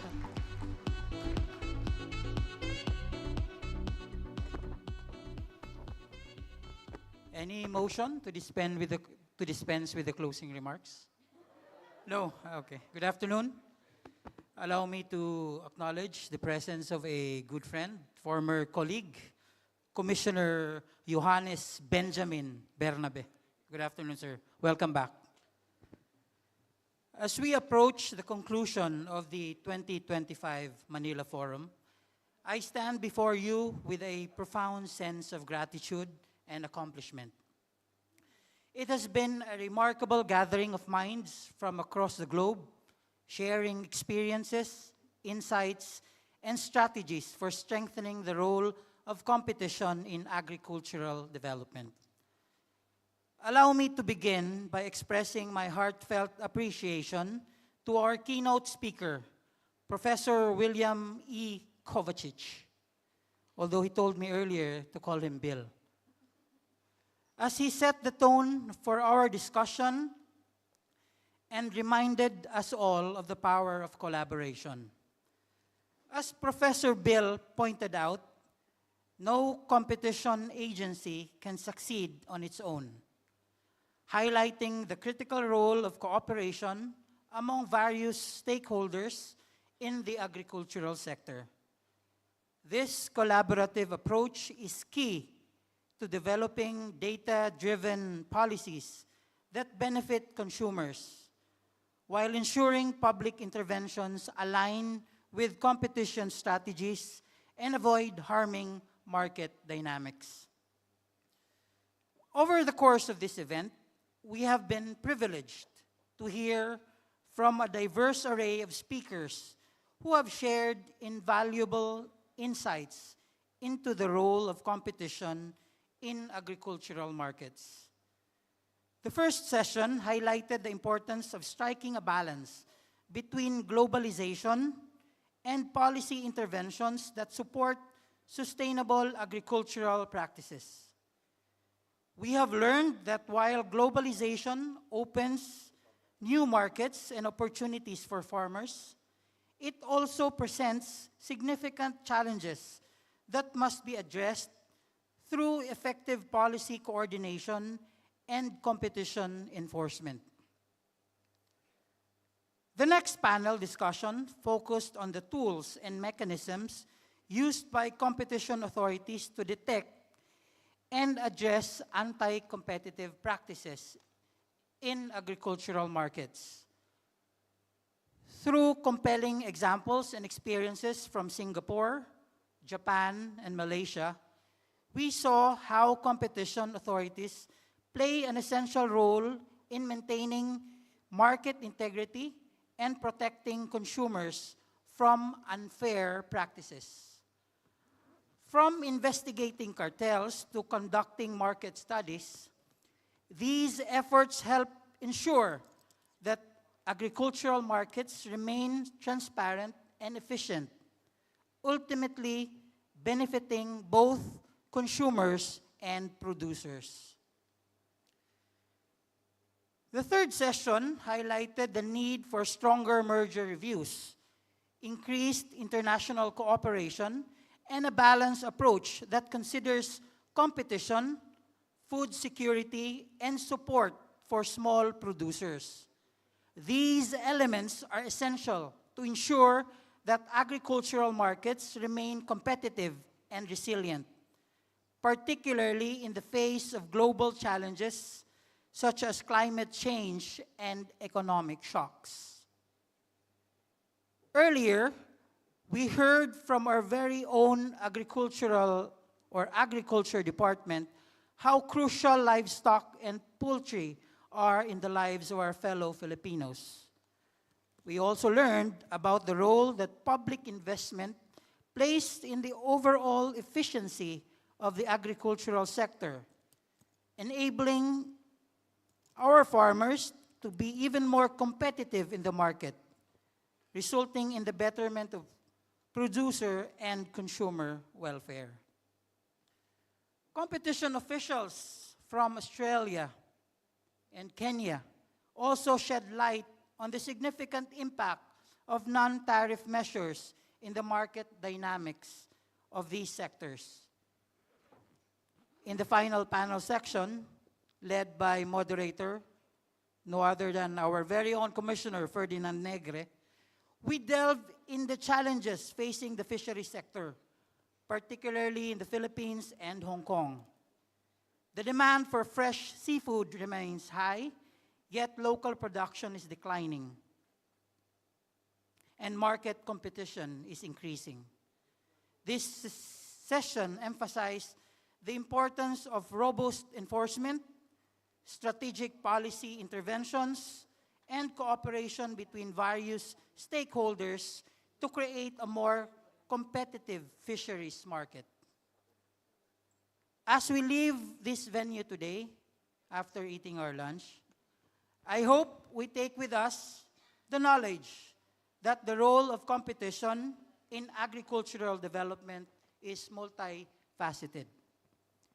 It requires continuous dialogue, sound and innovative policies, and most importantly, collaboration among a wide range of actors. So again, I would like to extend my deepest appreciation to all those who made this forum possible, to the heads and officials of competition authorities from around the world. Thank you for your presence and for sharing your expertise. To my colleagues in the Philippine government, your continued support has been invaluable. I hope we continue to advocate policies that prioritize consumers while supporting the growth of fair, sustainable, and competitive agricultural markets. To our esteemed speakers, panelists, and moderators, your contributions have been crucial in shaping the discussions we have had. Finally, to all our attendees from the private sector, the academe, the judiciary, your honors, the legal profession, and the agricultural community, your active participation have contributed greatly to making this forum a success. Maraming salamat po and daghang salamat. Thank you. Thank you very much, Commissioner Peloton. Thank you for that wonderful closing remarks. Okay, I do have a couple of announcements before I have everyone head off to lunch, so please listen up. The Philippine Competition Commission, or the PCC, is making a call for papers for its first ever journal special issue on competition economics that is with the Philippine Review of Economics, or PRE. This is a collaborative project spearheaded by PCC's Economics Office, working closely with the University of the Philippines School of Economics. We encourage submissions in theoretical work, empirical work, and case studies with the following themes: strategic behavior and market structure, technology change, internal organization of firms, and productivity analysis. And finally, antitrust regulation and competition policy.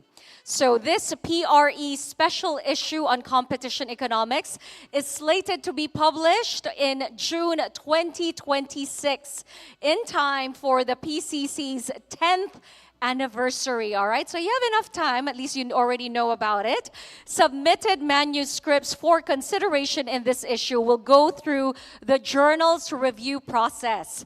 The deadline for submission is on the 30th of June, 2025. It will be published next year, but you have until June 2025, 30th of June. Send in your contributions to this address, pre.upd@up.edu.ph. I see that it's also on the screen. Let me move to the side so you can take a screenshot. Maybe it's not you, but it's somebody that you do know. So I highly recommend that you take a screenshot of this. For those joining us online, you can also take a screenshot. So you never know. This just might be a call for you.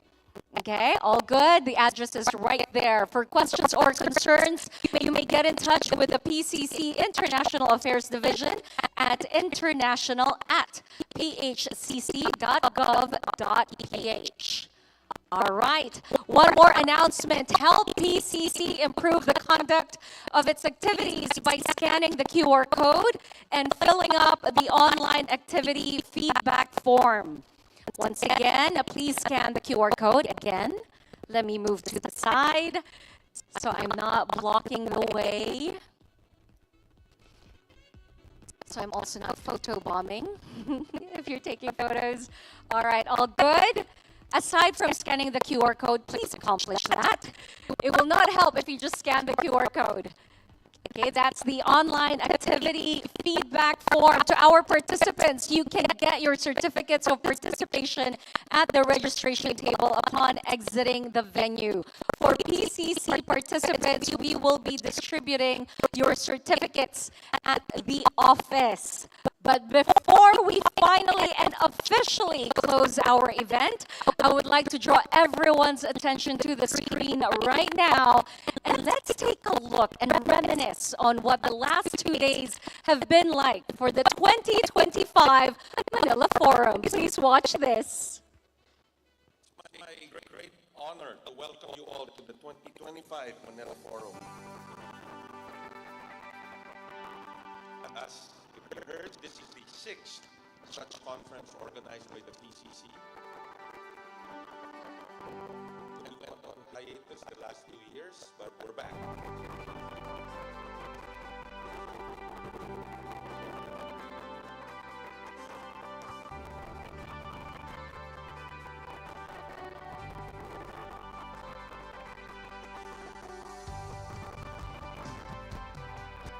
The purpose of the conference really is to highlight the antitrust issues faced by the developing countries that seek to strike a balance between promoting free and fair competition while also nurturing our industries.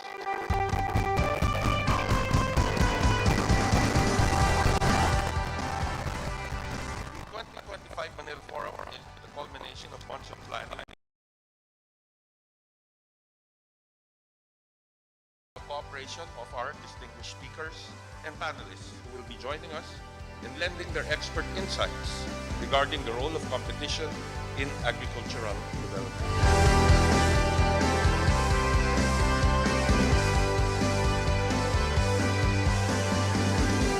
When PCC initially conceptualized the Manila Forum, we envisioned it as a platform for vibrant discourse among and between competition authorities and policy practitioners from the public and private sectors, executives and business leaders, regulators and legislators, scholars and serious observers who were interested in sharing their perspectives and shaping and implementing competition policy in their respective jurisdictions, particularly in developing countries.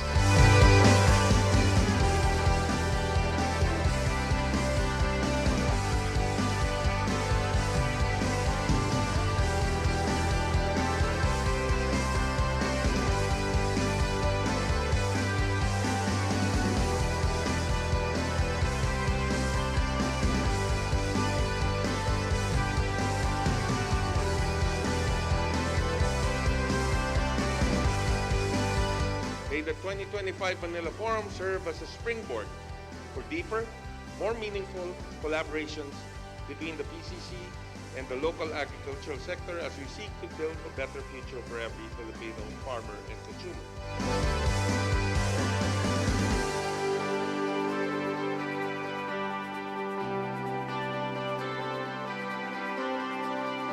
Once again, I want to thank you all for taking time off to attend the 2025 Manila Forum.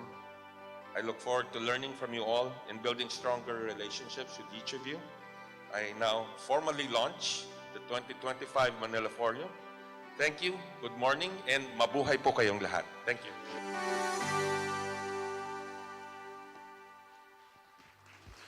Everyone, another round of applause. Can we have the loudest applause, please, for the 2025 Manila Forum?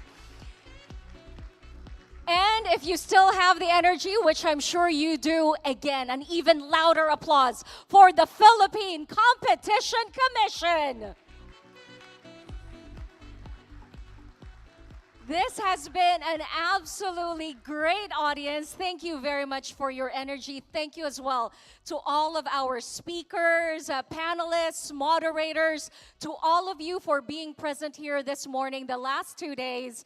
Thank you very much. It has been my greatest pleasure. My name is Jelly Victor, and we hope that the lessons sowed here will reap great benefits for the Philippine society into the future of Filipino farming. Thank you so much for joining us.